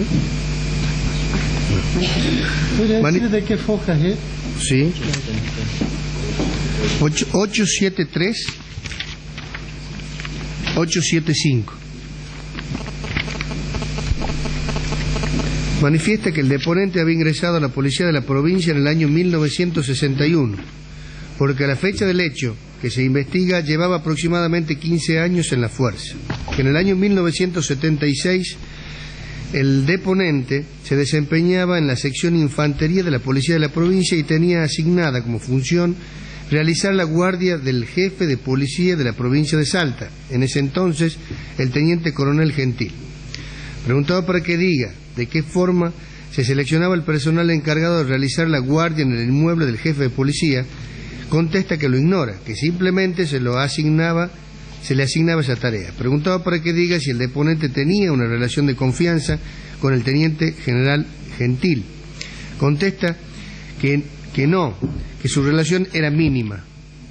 Preguntado para que diga de qué forma se encontraba realizando la custodia el día 11 de marzo del año 1976, contesta que su función era colocarse al realizar la guardia del inmueble del teniente coronel Gentil en el frente de la casa, que para realizar una efectiva función de vigilancia, el deponente y sus compañeros se instalaban al frente del inmueble, en la cuadra del frente, mirando hacia el inmueble. A continuación, el señor procurador fiscal interroga al imputado si es normal que se realice una tarea de vigilancia observando el inmueble y no a la calle y a las personas y a los vehículos que se desplazan por la vía pública, que pueden resultar un peligro potencial para la seguridad de la persona que debía custodiar. Contesta que no recuerda claramente, pero sí puede afirmar que para realizar una efectiva tarea de custodia debía observar hacia el inmueble para verificar que todo estaba en orden. A continuación, se procede a exhibir al imputado el croquis del lugar de los hechos sobre fojas 629 de autos y se interroga al causante acerca de en qué lugar se encontraba en el momento de los hechos. Luego de observar el croquis, el causante manifiesta que él se encontraba en la calle Hidalesio Gómez, frente al inmueble que en ese entonces pertenecía al teniente coronel Gentil, aproximadamente a unos 15 o 20 metros de distancia de la boca calle de la calle del Milagro. Aclara que los 3 custodios se encontraban en la misma posición, mirando hacia la casa. A continuación, el señor procurador fiscal interroga al imputado acerca de si le parece lógico que los 3 custodios hayan estado en la misma posición de custodia. Contesta que sí, que esa era la posición en la que se encontraban normalmente. Preguntado para que diga si el causante escuchó algún disparo en el momento del asesinato de Arredes, el secuestro de Ragone y el disparo que recibió Margarita Martínez, contesta que no escuchó absolutamente nada, que él se enteró del atentado por una mujer que se presentó en la guardia y le manifestó que parecía que se había producido un asalto, y ante ello se dirigieron al lugar de los hechos, en donde verificaron que Arredes había sido asesinado. Luego de unos instantes se enteraron que Ragone había sido secuestrado. A continuación, el señor procurador fiscal interroga al imputado quiénes de los custodios se desplazaron hasta el lugar de los hechos. Contesta que, según recuerda, concurrió al lugar de los hechos junto con Herrera. Preguntado para que diga si el otro custodio, de nombre Vilte, también se desplazó al lugar del atentado, contesta que no lo recuerda, pero que cree que Vilte permaneció en la guardia. A preguntas de la querella, se interroga al imputado si recuerda quién era el jefe de infantería y el jefe de seguridad de la policía de la provincia. Contesta que no lo recuerda, aunque cree que el jefe de seguridad era Joaquín Gil. A preguntas del señor procurador fiscal, se interroga al causante cómo se asignaba su destino en la guardia de infantería, si era frecuente que realizase la guardia en el domicilio del jefe de la policía o se le asignaba diariamente una labor diferente. Contesta que su tarea de guardia no era permanente, que no recuerda si normalmente cumplía funciones en el domicilio del jefe de policía o no. A pregunta de la defensa, se interroga al causante si recuerda si el deponente participaba en la custodia del jefe de la policía de la provincia de Salta, si normalmente se desplazaba con él. Contesta que no lo recuerda. A la solicitud de la querella, se interroga al causante si recuerda en dónde residía el interventor de la provincia, el señor Mosquera. Contesta que no lo recuerda. Preguntado para que diga si recuerda qué hicieron con posterioridad al atentado, contesta que, según cree, volvió a la guardia del inmueble. Preguntado para que diga si alguien lo interrogó acerca de si había observado el atentado u observado algún movimiento extraño, contesta que no lo recuerda, que según cree nadie lo interrogó, aunque según cree al día siguiente fueron a declarar a una central de policía en donde explicó lo ocurrido. Preguntado por la querella para que diga si supo que quién era el muerto con bala en el pecho, dijo que era hermano del comisario general Arredes, que prestaba servicio en personal, aunque no recuerda de qué modo se enteró de su identidad. Preguntado por la querella si el comisario Arredes lo interrogó sobre los hechos, dijo que no. Preguntado por la defensa para que diga cuándo se retiró, dijo que en el mes de diciembre del año 1978. Preguntado por la querella si pidió el retiro, dijo que sí, porque computó su año de servicio con otra actividad que hizo en diferentes ingenios, el ingenio San Martín del Tabacal, acumulando 24 años y medio necesarios para retirarse. Indicó que trabajaba como zafrero. Preguntado por el fiscal acerca de cuál era su especialidad dentro de la policía, dijo que desconocía con qué especialidad figuraba en el legajo personal. Indicó que cumplió el servicio militar en la Escuela de Aviación en Córdoba. Preguntado por la querella para que diga si iba al polígono de tiro, respondió que sí, que era habilidoso tirando en especial con armas de buena calidad. Preguntado por el fiscal para que diga cuántos ascensos tuvo en su carrera, dijo que 3, no recordando en qué año se produjeron. Indicó que permaneció durante muchos años como agente hasta que finalmente fue ascendido a sargento. Preguntado por la querella para que explique si con anterioridad a pedir el retiro, había trabajado en el ingenio, dijo que antes, y que contaba con 27 años cuando ingresó a la policía, retirándose con 44 años de edad. Expresó que estaba enfermo, tenía problemas familiares, aunque el retiro no fue por esas causales, sino voluntario. A pedido de la defensa, se deja constancia que el compareciente se presentó en la Defensoría en el día de ayer y se le informó que en el día de hoy sería sometido a interrogatorio por delitos que quizás conllevarían su detención, pese a lo cual el imputado se presentó a declarar en el día de la fecha. A preguntas del fiscal, refirió que la elección de las personas que cubrieron la guardia en lo de Gentil, como los demás puntos, era discrecional de la persona que adjudicaba el destino. Incorporada por lectura su declaración, la declaración testimonial de Carmen Inés Ilvento, de Fojas 537, empleada de la panadería ubicada en Del Milagro 75 de esta ciudad, y exhibido que le fuera el plano de Fojas 539, dijo que no sabía de la existencia de dicha panadería. Expresó que no recordaba el vehículo de la custodia que mencionan en dicha declaración, ni tampoco coincide con la descripción acerca de cómo se ubicaba la custodia. A continuación, el defensor solicita que, atento a la edad que tiene, bueno, hasta ahí es la parte pertinente. Hay una ampliación a Fojas 1765, 1766. Fojas 1765, 1766. Pedro Javier Herrera, 22 de septiembre de 2004. Dijo que ese día se encontraba custodiando la casa del jefe de policía, aunque aclaró que nunca ningún tipo de contacto. Indicó que se ubicaban en la esquina de Indalecio Gómez y del Milagro, sobre la primera de las arterias, a 15 metros de la 8ª en dirección al hospital. Manifestó que su forma de vigilar era permanecer con la vista puesta sobre la casa de Gentil, y a sus espaldas tenía las paredes de las casas que se ubicaban sobre la vereda. Señaló que cuando estaban en la guardia se arrimó una persona del sexo femenino que les dijo que en la otra cuadra, en dirección al norte, había una persona herida. Dijo que en ese instante se trasladó junto con Rubén Herrera hacia el lugar e indicó que cuando llegó al lugar no recordaba si la persona herida estaba ya sin vida.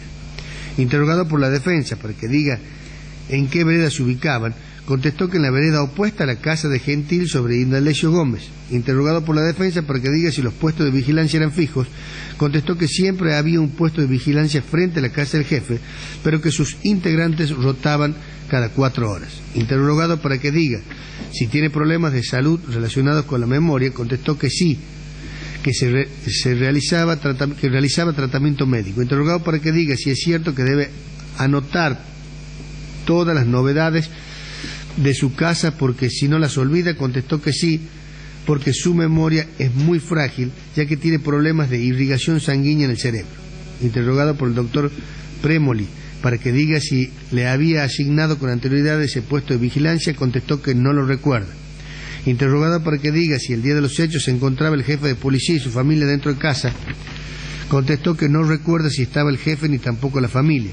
Interrogado para que diga si advirtió movimientos en la casa, contestó que no advirtió movimientos en la casa. Interrogado para que diga quién custodiaba el sector de la casa que se ubicaba sobre la calle del Milagro, contestó que desde el puesto custodiaban toda la casa porque era posible observarla en su totalidad. Interrogado para que diga si recuerda haber visto pasar automóviles a alta velocidad, contestó que no lo recuerda.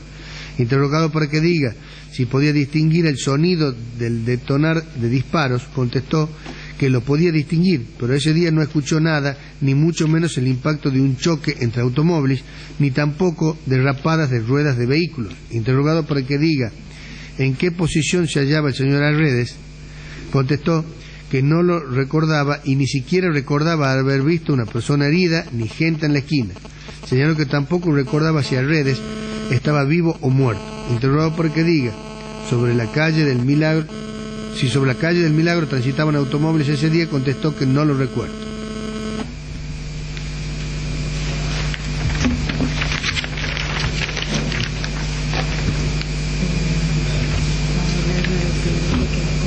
Yo te le hago la pregunta del pliego.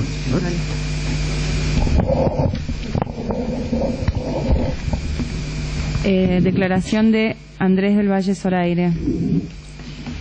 Es por medio de un pliego de preguntas. Vamos a leer. Pliego de preguntas para el señor Andrés del Valle Zoraire. 1. Espérate, porque él hace unas aclaraciones previas.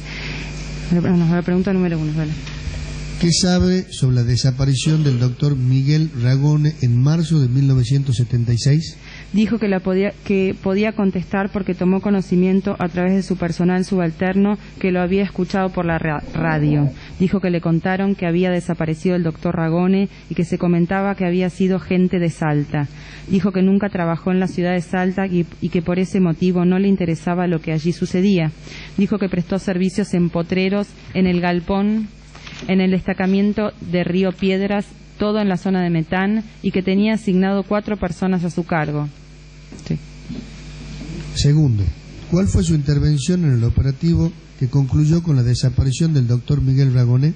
Dijo que no tuvo ninguna intervención. Dijo que no podía decir nada que no le constara, que nunca trabajó en la ciudad de Salta. Dijo que no solo había estado en esta ciudad entre los años 1960 y 1962 y que después lo trasladaron a la zona de Metán. Dijo que en octubre de 1977 pasó de Río Piedras a la ciudad de Salta por un problema que tuvo con los jefes de allí y que en la ciudad de Salta fue donde finalmente se retiró.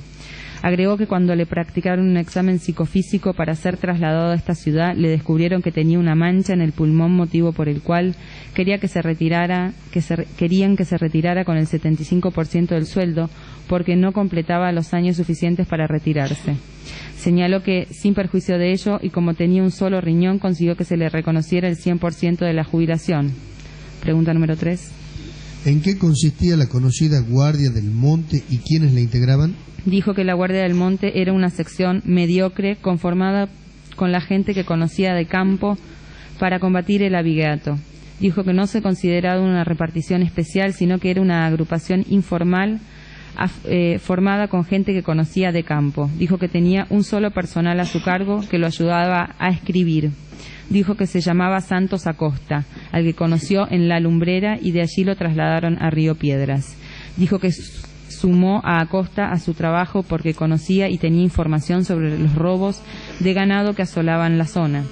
Agregó que Acosta era pesado para trabajar y caminar. Era el único personal que tenía a su cargo.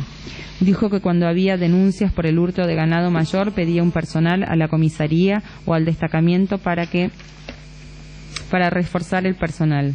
Dijo que a veces también efectuaba las pesquisas solo y exponiéndose a recibir el enojo de las personas que vivían en la zona. Dijo que a él lo designaron como miembro de ese grupo que se llamaba Guardia del Monte. Dijo que no trabajó en ese grupo que trabajó en ese grupo hasta octubre de 1977, que trasladaron una comisaría de la ciudad de Salta. Pregunta número 4. ¿Qué personas intervinieron en el operativo que...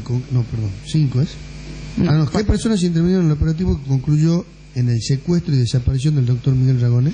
Dijo que no tenía ningún conocimiento porque trabajaba en Metán y no prestaba servicios en Salta. Dijo que vivía en el campo y no concurría a la ciudad. Ahora sí, número 5. ¿Qué sabe sobre el destino del cuerpo del doctor Miguel Ragone? Dijo que menos lo podía saber o que lo desconoce. Pregunta número 6. ¿Quién dirigía la policía de la provincia en marzo de 1976? Dijo que no tenía la menor idea, que no lo recordaba, que mentiría si nombrara a alguien. A la pregunta número 7. ¿Cuáles eran las funciones del señor Joaquín Gil en la policía de la provincia? Dijo que Joaquín Gil era jefe de la unidad Centro, era el director y que lo vio 2 veces porque no tenía vinculación con ningún jefe. Dijo que la Guardia del Monte dependía de la unidad de Metán y no de Gil. Señaló que también se dedicaba a investigar el hurto de automotores. Número 8.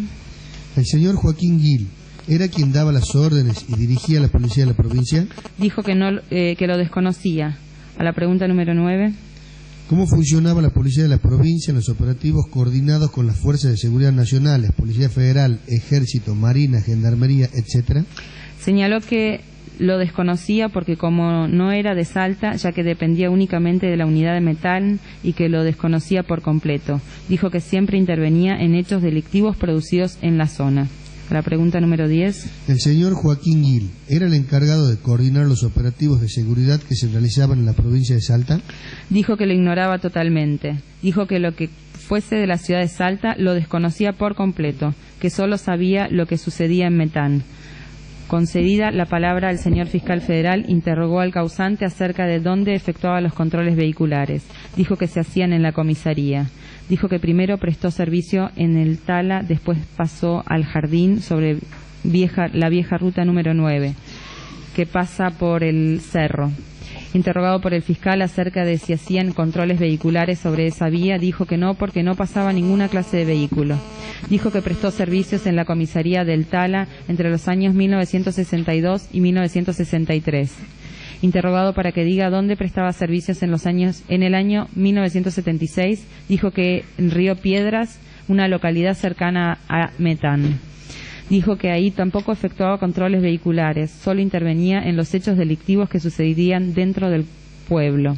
Dijo que a veces le tocaba intervenir en los accidentes sobre la ruta 16. Interrogado para que diga si enteró de la desaparición de Ragone con posterioridad a que sucediera, dijo que se enteró con posterioridad y a través de los comentarios de sus subalternos que los sabían por radio. Interrogado para que diga si sabía si durante por el año 1976 hubo detenciones o desapariciones de personas, dijo que prestaba servicios en la zona de Río Piedra y el Galpón, y allí no tomaban conocimiento de esos temas, ya que estaban dentro del monte, por ende no recibían las noticias de la ciudad. Interviene el abogado de la Torre, aclarando que Río Piedras era en ese entonces una localidad rural. Dijo que nunca tomó conocimiento de desapariciones o detenciones dentro del ámbito donde trabajaba. Interrogado para que diga si a finales del año 1975 o comienzos del año 1976 quien era jefe de la policía, dijo que no lo recordaba, que solo se acordaba de que Gil era jefe. Dijo que a Gil lo vio en el año 1960 en un encuentro por casualidad con un ex jefe de apellido Amaya, a quien había ido a consultar sobre los trámites para vender una propiedad, y que en esa oportunidad Gil le indicó cuáles eran esos trámites y qué tenía que hacer para vender el terreno. Dijo que volvió a ver a Gil en segunda oportunidad en el año 1972 en el Galpón por facilidad de suministros, los cuales eran necesarios para trabajar.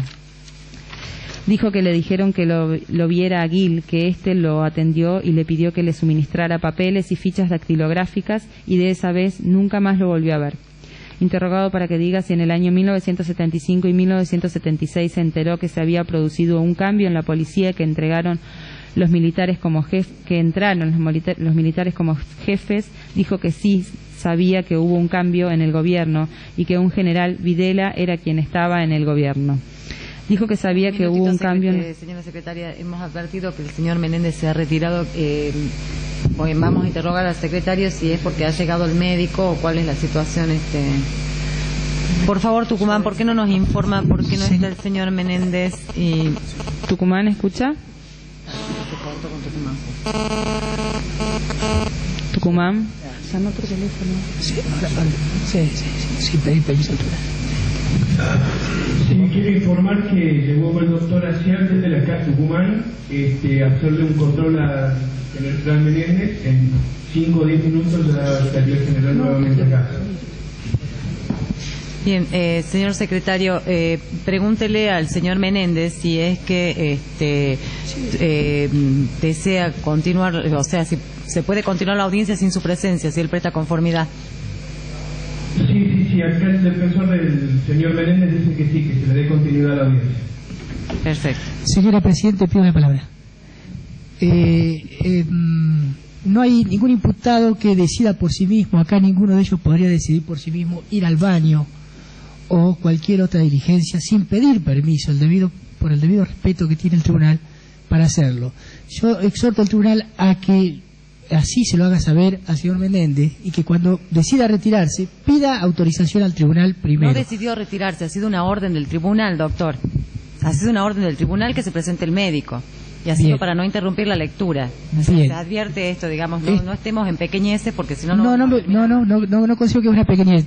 Adelanto entonces que voy a hacer una petición al momento en que se quiera leer la declaración de Menéndez, por lo que le pido a la presidencia me conceda la palabra antes de leer la declaración de Menéndez. Bien, vamos a continuar. Menéndez va a hablar, no es lectura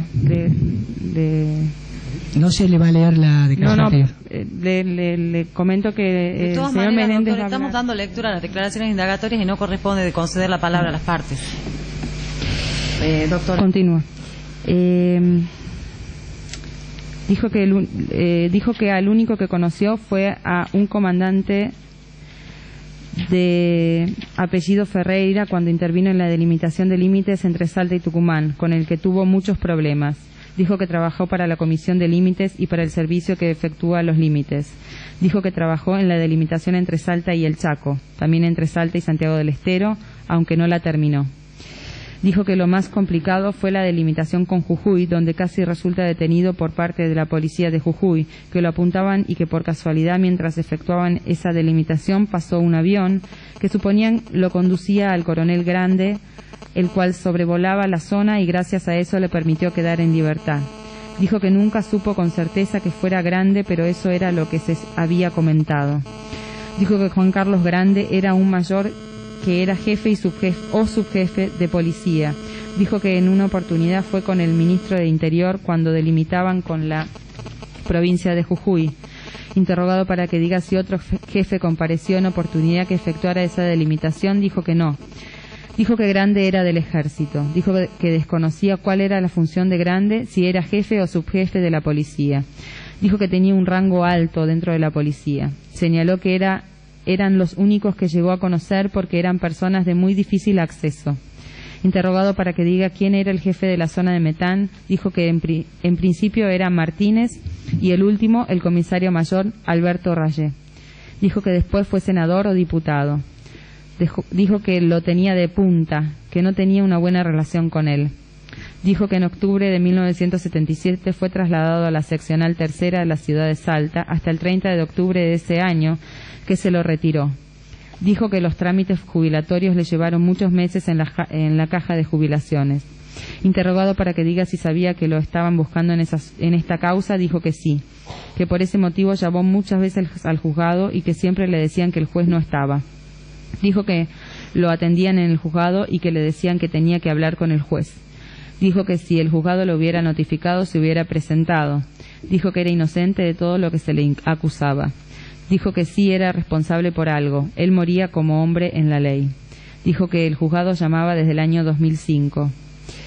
Dijo que al juzgado llamaba desde el año 2005. Dijo que no recordaba con la persona que hablaba. Dijo que sacaba los números de la guía. Dijo que deseaba hablar con el doctor Cornejo para tener alguna garantía para presentarse.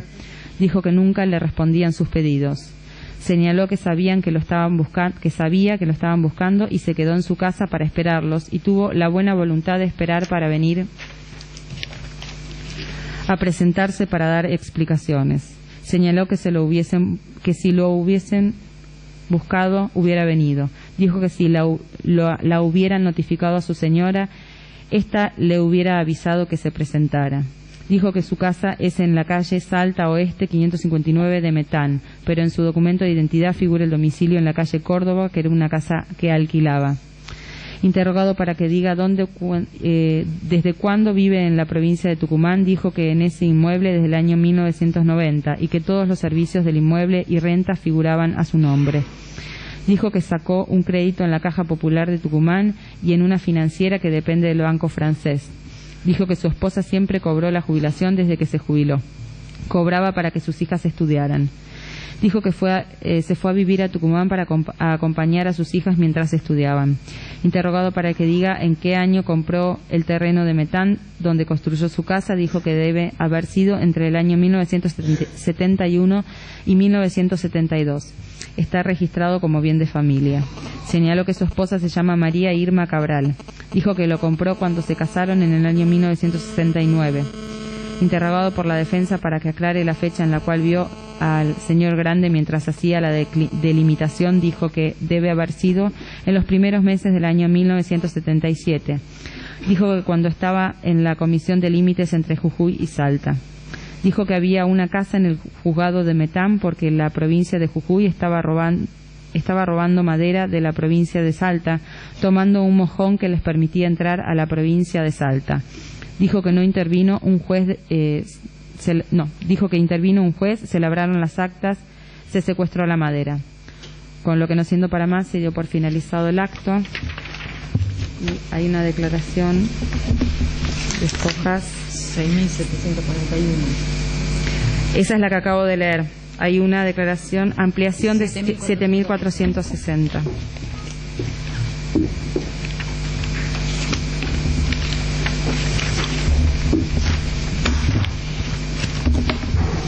De fecha 27 de diciembre de 2007. Dijo, en primer lugar, que el discente nunca tuvo vehículos en Metán, contrario a lo que el testigo Rodríguez manifestó en su declaración testimonial obrante a foja 799-801, que no había ninguna camioneta Chevrolet, ningún Torino, que en esa época el discente tenía que salir a la ruta a hacer dedo para poder trasladarse, que la guardia del monte no era algo real, que el jefe de la mencionada guardia, Octavio Gil, murió de un tiro, que el declarante era simplemente un oficial, no era el jefe ni tenía la cantidad de gente a su disposición como dice Nolasco Rodríguez, que el testigo Rodríguez, si bien sabe quién fue el verdadero asesino de su hermano, lo inculpa al discente. Recuerda que cuando estuvo detenido en la ciudad de Metán por la causa Rodríguez, su abogado defensor, el doctor Barroso, le dijo que debía conseguir pesos 20.000 para que de esa manera termine todo, aclarándole que pesos 5.000 era para Rodríguez, que lo único que querían era plata, que incluso su abogado le dijo que le pidiera prestado ese dinero a Sastre, a quien el discente conocía porque era de la zona, que luego designó como abogado al doctor Víctor Martínez. Que no es cierto que el encartado haya designado al doctor Medina como su abogado, aclarando que el nombrado fue a ofrecerle sus servicios manteniendo una entrevista con él, pero nunca lo designó como su defensor, ya que contaba con el asesoramiento del doctor Víctor Martínez. Que si el discente hubiese sido el jefe de la Guardia del Monte, no cobraría el sueldito que tiene, es decir, la jubilación que percibe. Que hasta el momento de su detención trabajaba como remisero para poder solventarse, que asimismo oficiaba como electricista cuando así se lo requería, que con esos trabajos se mantenía, que la jubilación del discente era utilizada por su mujer y su hija para poder estudiar. Añade que en el año 1974 y hasta el año 1977 inclusive pasó a trabajar a Río Piedras, que muy raramente trabajó en Metán.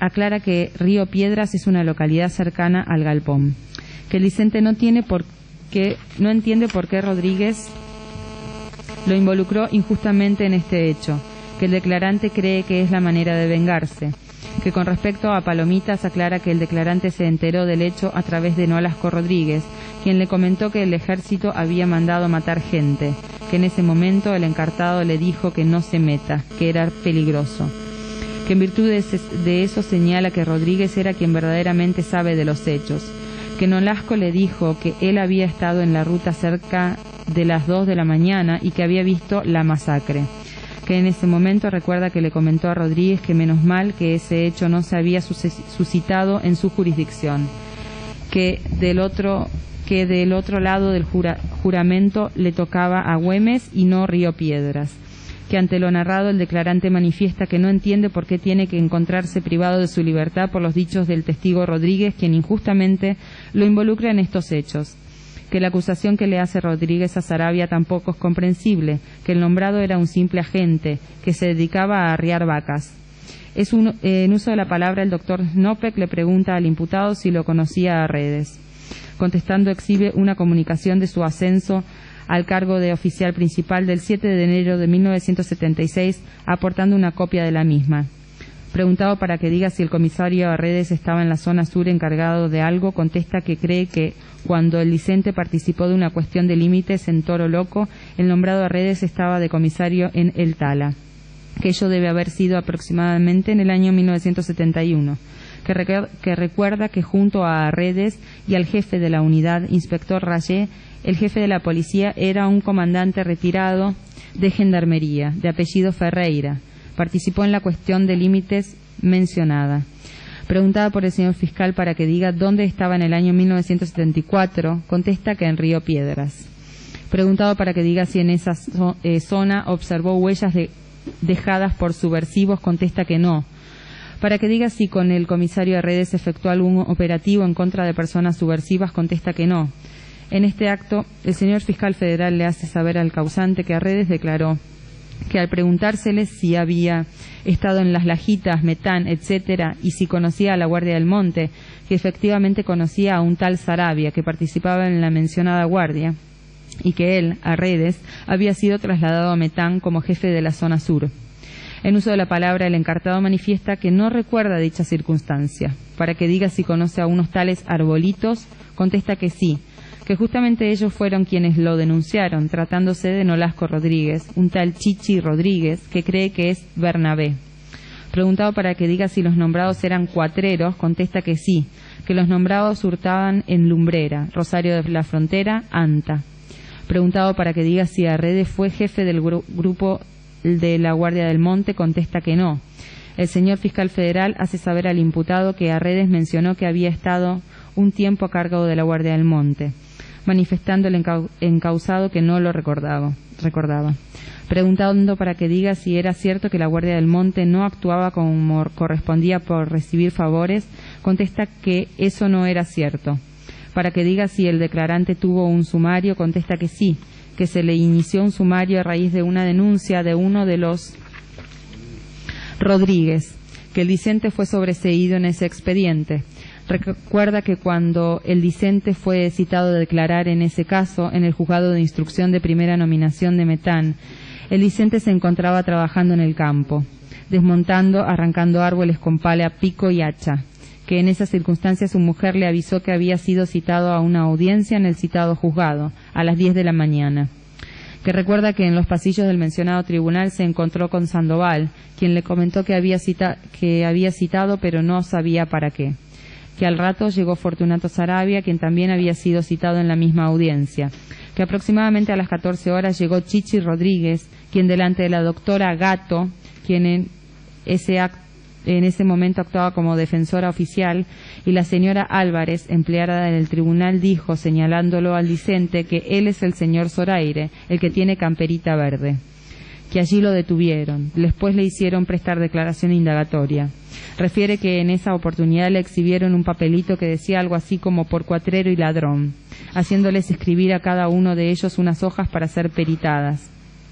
Que las conclusiones de la pericia fueron de que ninguno de los imputados había escrito la mencionada notita. Que luego de ello, al ser notificados de la mencionada medida procesal, todos firmaron excepto Sarabia, quien era más lerdito. Que el doctor Albarracín, juez de la causa, se aprovechó de esa situación, que ello fue una trampa, ya que hizo desaparecer la que estaba en el expediente y la cambió por la de Sarabia para que de esa manera se los inculpe a ellos. Que ninguno tuvo nada que ver con ese... Señor presidente, no se escucha en Buenos Aires. Marcelo, ¿se escucha? Bien. Que el doctor Albarracín, juez de la causa, se aprovechó de esa situación, que ello fue una trampa, ya que hizo desaparecer la que estaba en el expediente y la cambió por la de Sarabia para que de esa manera se los inculpe a ellos. Que ninguno tuvo nada que ver con ese homicidio, que una vez le preguntó a Barroso quién lo mató a Rodríguez y allí le dijo que había sido él con Antonio Alemán, quien se suicidó al poco tiempo. Que Barroso le comentó que se encontraron con un camión que cargaba carbón, que le preguntaron a sus ocupantes si los conocían a los arbolitos Rodríguez, y estos le respondieron que eran ellos, tal vez pensando que era para hacer un negocio, y allí los mataron. Que el discente le pidió a Barroso que preste declaración ante el juez Albarracín para de esa manera terminar con la imputación que injustamente se les hacía. Que la mujer del declarante se presentó ante el juez Albarracín y le solicitó que se dirigiera a la casa de Barroso, quien se encontraba en cama, enfermo, y le reciba declaración. Añade que esa noche murió Barroso y el doctor Albarracín no fue a su casa. En uso de la palabra, el doctor Snopek pregunta si conoce al doctor Jorge Centeno Cornejo. Contesta que sí, que era el abogado del doctor Rodríguez. Preguntado si estando en una audiencia en Metán mientras se identificaba a Sarabia se acercó el mayor Grande, contesta que no sabe nada de ello. Para que diga si ha sido citado al juzgado, contesta que sí, que lo fue en la oportunidad a que hizo mención precedentemente, para que diga si es factible que en aquella oportunidad el mayor grande haya mencionado que Saravia y el declarante no debían ser indagados, puesto que habían colaborado con el secuestro de Ragone, de acuerdo a la declaración de Jorge Alberto Centeno Cornejo, Fojas 1028-1029, contesta que no, que el mayor grande no le requirió jamás que colabore en el secuestro de Ragone, que al nombrado lo conoció por una cuestión de límites en la que el dicente actuaba, no volviéndolo a ver nunca más, para que diga si el dicente conversaba con Nolasco y Chichi Rodríguez, contesta que sí, para que diga si los nombrados le colaboraban con gasoil, contesta que nunca, ya que el declarante no tenía ni bicicleta, para que que tampoco cree que los nombrados hayan colaborado con la comisaría de Metán, pero ello es una apreciación del dicente, para que diga si el dicente sabía quiénes eran los jefes de la policía en Salta en aquel momento, contesta que recuerda a Ferreira, a quien conoció personalmente, y a Gentil, a quien nunca vio, que Joaquín Gil era jefe de la unidad centro de Salta, aclarando que lo conoció en 1972, ya que le pidió papel para trabajar dentro de la comisaría, que nunca más lo vio, salvo la vez pasada en que fueron citados juntos a este tribunal, para que diga si lo sintió nombrar a Fortuny, contesta que no, que el dicente no lo sintió nombrar, aclarando que nunca venía a Salta, añadiendo que el declarante se dirigía directamente al jefe de unidad. En uso de la palabra, el doctor Petrina le pregunta al causante cuáles fueron los motivos por los que decidió salir de Metán.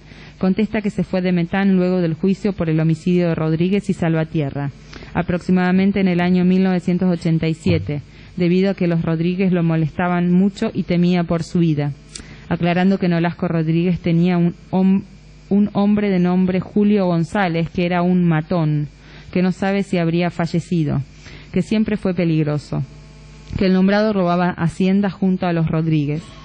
Preguntado para que diga si alguna vez sintió el nombre de Santucho, contestando dice que no. Preguntado para que diga si se lo buscaba, contesta que sí, que la policía mencionaba que era subversivo, que era peligroso. Para que diga si tenía conocimiento de que a 500 metros de Joaquín B. González vivía un tal Santucho, contesta que no conocía a nadie con ese apellido.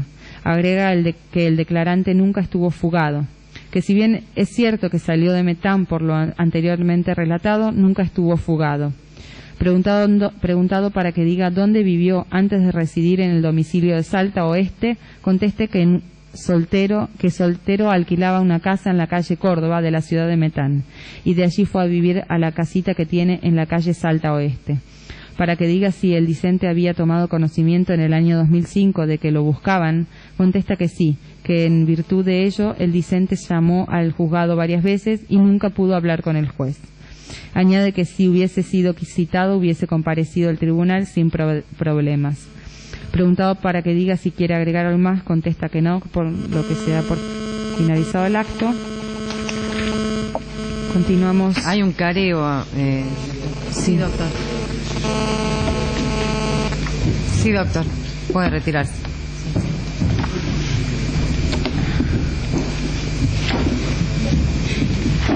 No, que yo sepa, no. No, pero ¿cómo? Rodríguez.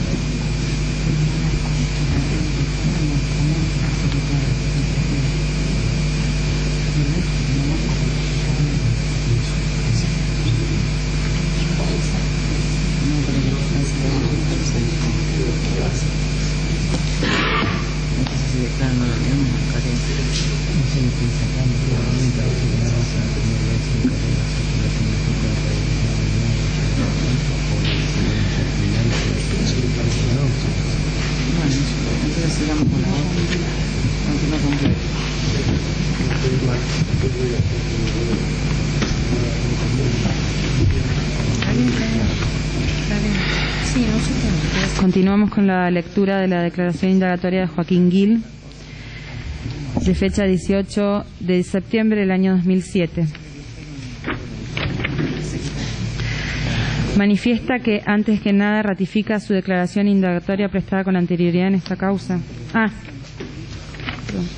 No es esta. La primera. Momento.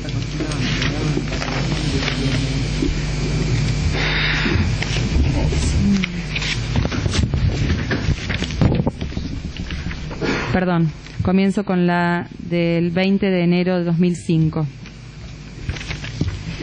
Que el compareciente desea aclarar que la policía de la provincia de Salta, cuando ocurrió el hecho que se imputa, estaba bajo la jurisdicción y subordinada al ejército argentino.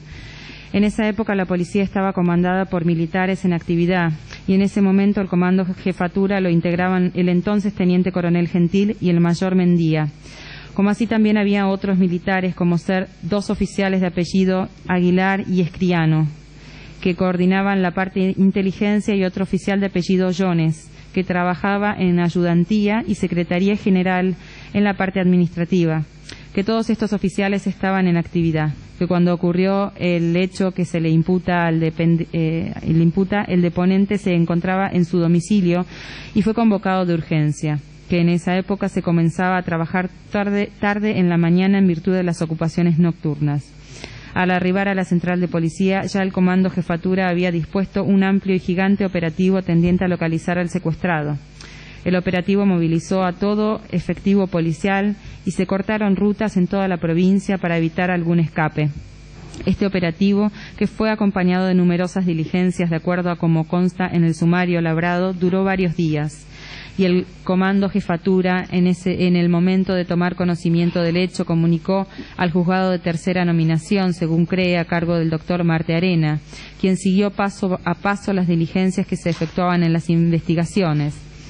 Desea aclarar que simultáneamente con la policía de la provincia comenzaron a trabajar en forma paralela otras fuerzas de seguridad, como lo demuestra el señor juez federal de ese entonces, el doctor Ricardo Lona. Se hizo presente junto con el coronel Mulhall en el domicilio del ex gobernador Miguel Ragone y se entrevistó con la esposa de la víctima y le exhibió un mocasín que había sido hallado en las proximidades del lugar del hecho para que lo reconociera. Al mismo tiempo, efectivos de la Policía Federal chequearon casa por casa de los vecinos recabando información. Inclusive se entrevistaron con el doctor Albrecht, sobre quien se aclarará en el curso de esta declaración. Todas las demás diligencias producidas se hicieron constar en el sumario instruido por el comisario Misael Sánchez, que el deponente nombró al doctor Albrecht porque en la requisitoria fiscal se menciona que este profesional fue interrogado por el declarante, lo que resulta totalmente mendaz, en virtud de que no lo conoce personalmente ni habló en ninguna oportunidad con él. Reitera que, dada la importancia del hecho, la envergadura del caso, todos los esfuerzos de la policía se volcaron a tratar de esclarecer este hecho, resultando infructuosas todas las diligencias realizadas. Que quiere agregar que, a poco de llegar a su oficina el día del hecho, se hizo presente el señor Villamayor, que se presentó como secretario del doctor Ragone y quería interiorizarse de lo que estaba ocurriendo. Como el deponente recién llegaba al lugar, estaba recibiendo los primeros informes y partes que arribaban de distintas dependencias policiales. Entre estas novedades, Villamayor escuchó que había sido encontrado el automóvil de la víctima en la localidad de Cerrillos, y el deponente lo invitó a concurrir al lugar en donde se encontraba el vehículo. El nombrado se negó y manifestó que concurriría al lugar por su cuenta. En ese momento Villamayor también tomó conocimiento de un informe, parte remitido por el comando radioeléctrico, refrendado por un teniente coronel de apellido Guiñazú, cuyo cargo ignoraba, en donde informaba que se tenía conocimiento o que suponían que la autoría del secuestro se la habían adjudicado a un grupo montonero. En cuanto al ingeniero Jesús Pérez, que según la requisitoria fiscal lo entrevistó para pedirle seguridad, acompañado del ingeniero Florencio Elías, esto es totalmente falso, en virtud de que nunca habló ni lo conoce personalmente a Pérez, aunque al ingeniero Elías sí lo conoce en virtud de que después de su retiro de la fuerza trabajó en su empresa por espacio de 12 años. Con respecto a que dice que el doctor Ragone había ordenado la detención de la cúpula policial de ese entonces, también es totalmente falso, por cuanto las detenciones de los policías fueron ordenadas por el juez penal Roberto Castro con fundamento en una denuncia que había recibido por supuestos apremios ilegales en contra de una cédula montonera que había operado en Salta con base en Rosario de Santa Fe. Esta célula montonera comentó, entre otros delitos, los siguientes: A. Copamiento de la sala y finca Ampascachi. B. Asalto y muerte a un pagador del ingenio Ledesma en la localidad de General Güemes. C. Robo de una pistola ametralladora a un agente de la policía de custodia en el establecimiento Isicana, produciéndole heridas graves en la cabeza. D. Robo de 2 ómnibus y secuestro de sus choferes pertenecientes a la empresa de turismo TEA. E. Voladura de la casa quinta del señor Joaquín Durán en Sumalao, etc. En cuanto a lo que manifiesta acerca de una cierta animosidad entre el doctor Ragone y el deponiente, es totalmente falso, y como ejemplo de esto puede señalar que el mismo día que lo pasaron a disponibilidad servicio activo, lo convocó el jefe de policía de ese entonces, el teniente coronel Sánchez, y le expresó que el doctor Ragone había ordenado que se reintegrase de inmediato a la dirección de seguridad y que quería hablar con él. Sánchez llamó telefónicamente a la Casa de Gobierno y aparentemente fue atendido por el señor Villamayor, por cuanto le dijo aproximadamente esto: Villita, pasame con Miguel, que acá lo tengo a Aguil. Ante ello atendió Ragone y después del saludo le preguntó por su familia y por un sobrino que Ragone había operado, y le dijo que había dispuesto que se hiciera cargo de inmediato de la dirección de seguridad, sin condicionamiento alguno, y que contaba con todo su respaldo, lo que se cumplió. En relación a lo que lo interrogó el doctor Ragone acerca del estado de salud de un sobrino, se debía a que antes de que asumiera como gobernador, un hijo de una hermana sufrió un accidente de tránsito grave en las proximidades de Metán, y su padre, en virtud de la relación de amistad que tenía con el doctor Ragone, le solicitó que lo atendiera dada la gravedad del caso. El doctor Ragone lo atendió en ese momento viajando hasta Metán, sino que lo trasladó a su clínica privada Cruz Azul y realizó 3 operaciones en la cabeza que le salvaron la vida y aún hoy vive. Cabe destacar que el doctor Ragone no percibió ni un peso por sus servicios y actuó por amistad con su padre, con el agregado de que habló con otro médico de apellido Piloni para que le operara el hombro y brazo izquierdo que tenía inmovilizado, sin tampoco percibir nada, y su sobrino de nombre Carlos, que contaba con 14 años de edad en ese momento, estuvo internado por espacio de 3 meses y medio en el mencionado nosocomio. En virtud de ello, tanto su familia como el deponente tenían un gran agradecimiento hacia Ragone. En relación al comisario general Roberto Arredes, hermano de la víctima Santiago Arredes, lo une una amistad de más de 40 años que perdura a la fecha, y al producirse el suceso, el discente lo mantuvo informado de todas las diligencias y operativos que se realizaban en relación a este hecho, aunque le pidió que no interviniera para evitar la nulidad de las actuaciones por ser parte interesada.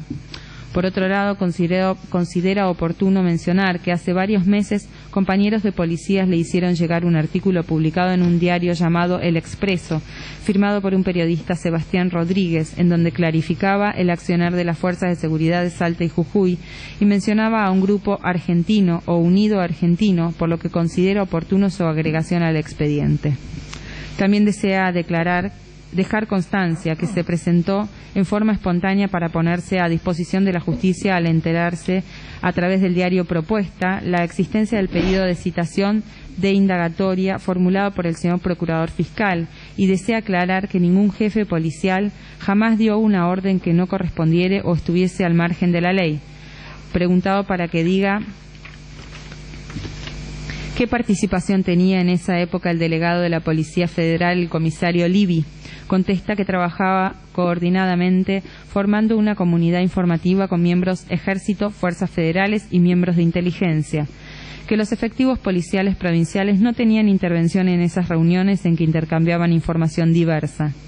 Preguntado para que diga cómo era la cadena de mandos y quién era el encargado de dar las órdenes en la policía de la provincia, contesta que intervenía directamente era el Comando Jefatura. Preguntado para que diga por qué intervino el comisario Misael Sánchez en la investigación del hecho, contesta que intervino porque él era el jefe de la comisaría primera y esta era la jurisdicción que correspondía en el lugar del hecho. Preguntado para que diga por qué motivo intervinieron miembros de la Policía Federal en la instrucción del sumario, contesta que lo ignora, que piensa que pueden haber sido designados por la Justicia Federal, toda vez que ésta investigó el tema. Preguntado para que diga por qué motivo procede la Justicia Federal a la entrega del vehículo Ford Falcon modelo 1970 de propiedad de Dante Torres y otro auto Fiat 125 berlina a Roberto Díaz, junto con el vehículo en el que había sido secuestrado Ragone, vehículos que habían sido utilizados como apoyo en el atentado, y si considera que esto constituyó un procedimiento normal. Contesta que la policía debe cumplir lo ordenado por el magistrado. Preguntado si esto le parece un procedimiento normal, contesta que la policía se limita a cumplir la orden del juez. Preguntado para que diga si no le llamó la atención la intervención del juez federal cuando se reabrió el caso en el año 2004, cuando las víctimas eran personas comunes, respondió que desconocía el motivo por el cual fue la justicia de excepción la que intervino en el caso. Preguntado para que diga si recibía órdenes del coronel Gentil, respondió que sí recibía órdenes de tipo policial como jefe de policía. Preguntado para que diga si Mulhall iba a la jefatura de policía, dijo que solo lo vio una o dos veces. Preguntado para que diga si cuando asumió Gentil consideraba que la policía estaba militarizada, respondió: en esa época ya se desempeñaba como jefe de seguridad, y agregó que la fuerza ya estaba bajo control militar y que la policía dependía en todas sus líneas del ejército. Indicó que la inteligencia de la policía dependía directamente de la jefatura de la policía y desconocía si se elevaba esa información a la autoridad militar. Preguntado para que diga si en el estilo de mando de la jefatura de esa época eran frecuentes las reuniones con la plana mayor, dijo que sí eran frecuentes, aunque no se tocaban temas políticos. Preguntado para que diga qué recordaba del evento del Congreso Eucarístico en el cual la presidente María Estela Martínez de Perón desairó al gobernador Ragone en el palco oficial, respondió que la policía de la provincia estaba en la tercera línea de la custodia, luego de la custodia personal y de la Policía Federal. Indicó que nunca vio a Libby en la jefatura de la policía de la provincia, aunque creía que tenía la relación con Gentil, pero no lo podía asegurar. Dijo que Libby era muy activo y aparentaba ser muy eficiente. Indicó que la Policía Federal participaba de la comunidad informativa. Preguntado para que diga si el jefe de la Policía Federal recibía órdenes del Ejército, respondió que no sabía si el jefe de la Federal se reportaba al jefe de la guarnición. Indicó que la red de información de inteligencia dependía directamente de la jefatura de la Policía de la provincia, porque se hacían tareas de contrainteligencia interna. Preguntado para que diga si sabía los motivos por los cuales fue asesinado el doctor Ragone, respondió que desconocía los motivos, aunque reconoció que fue un operativo desprolijo, donde los captores actuaron a cara descubierta, por lo que indicaría que serían personas extrañas a la provincia. Preguntado para que diga si había un dispositivo de seguridad especial en el Hospital San Bernardo el día de los hechos, respondió que sabía que existía una guardia permanente, aunque no recordaba de una seguridad reforzada. Dijo que en el mismo momento que le indicaron del secuestro de Ragone, le informaron del asesinato de Redes. Indicó que los custodios del jefe de policía eran elegidos por los jefes de sección y que eran rotados. Dijo que no recordaba que Gentil hubiera sido víctima de un atentado en los días previos al hecho.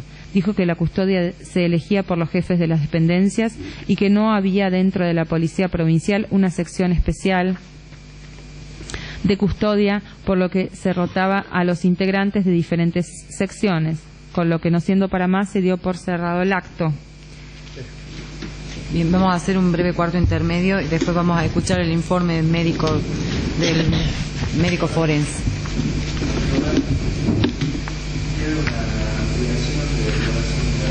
Vamos a hacer un cuarto intermedio.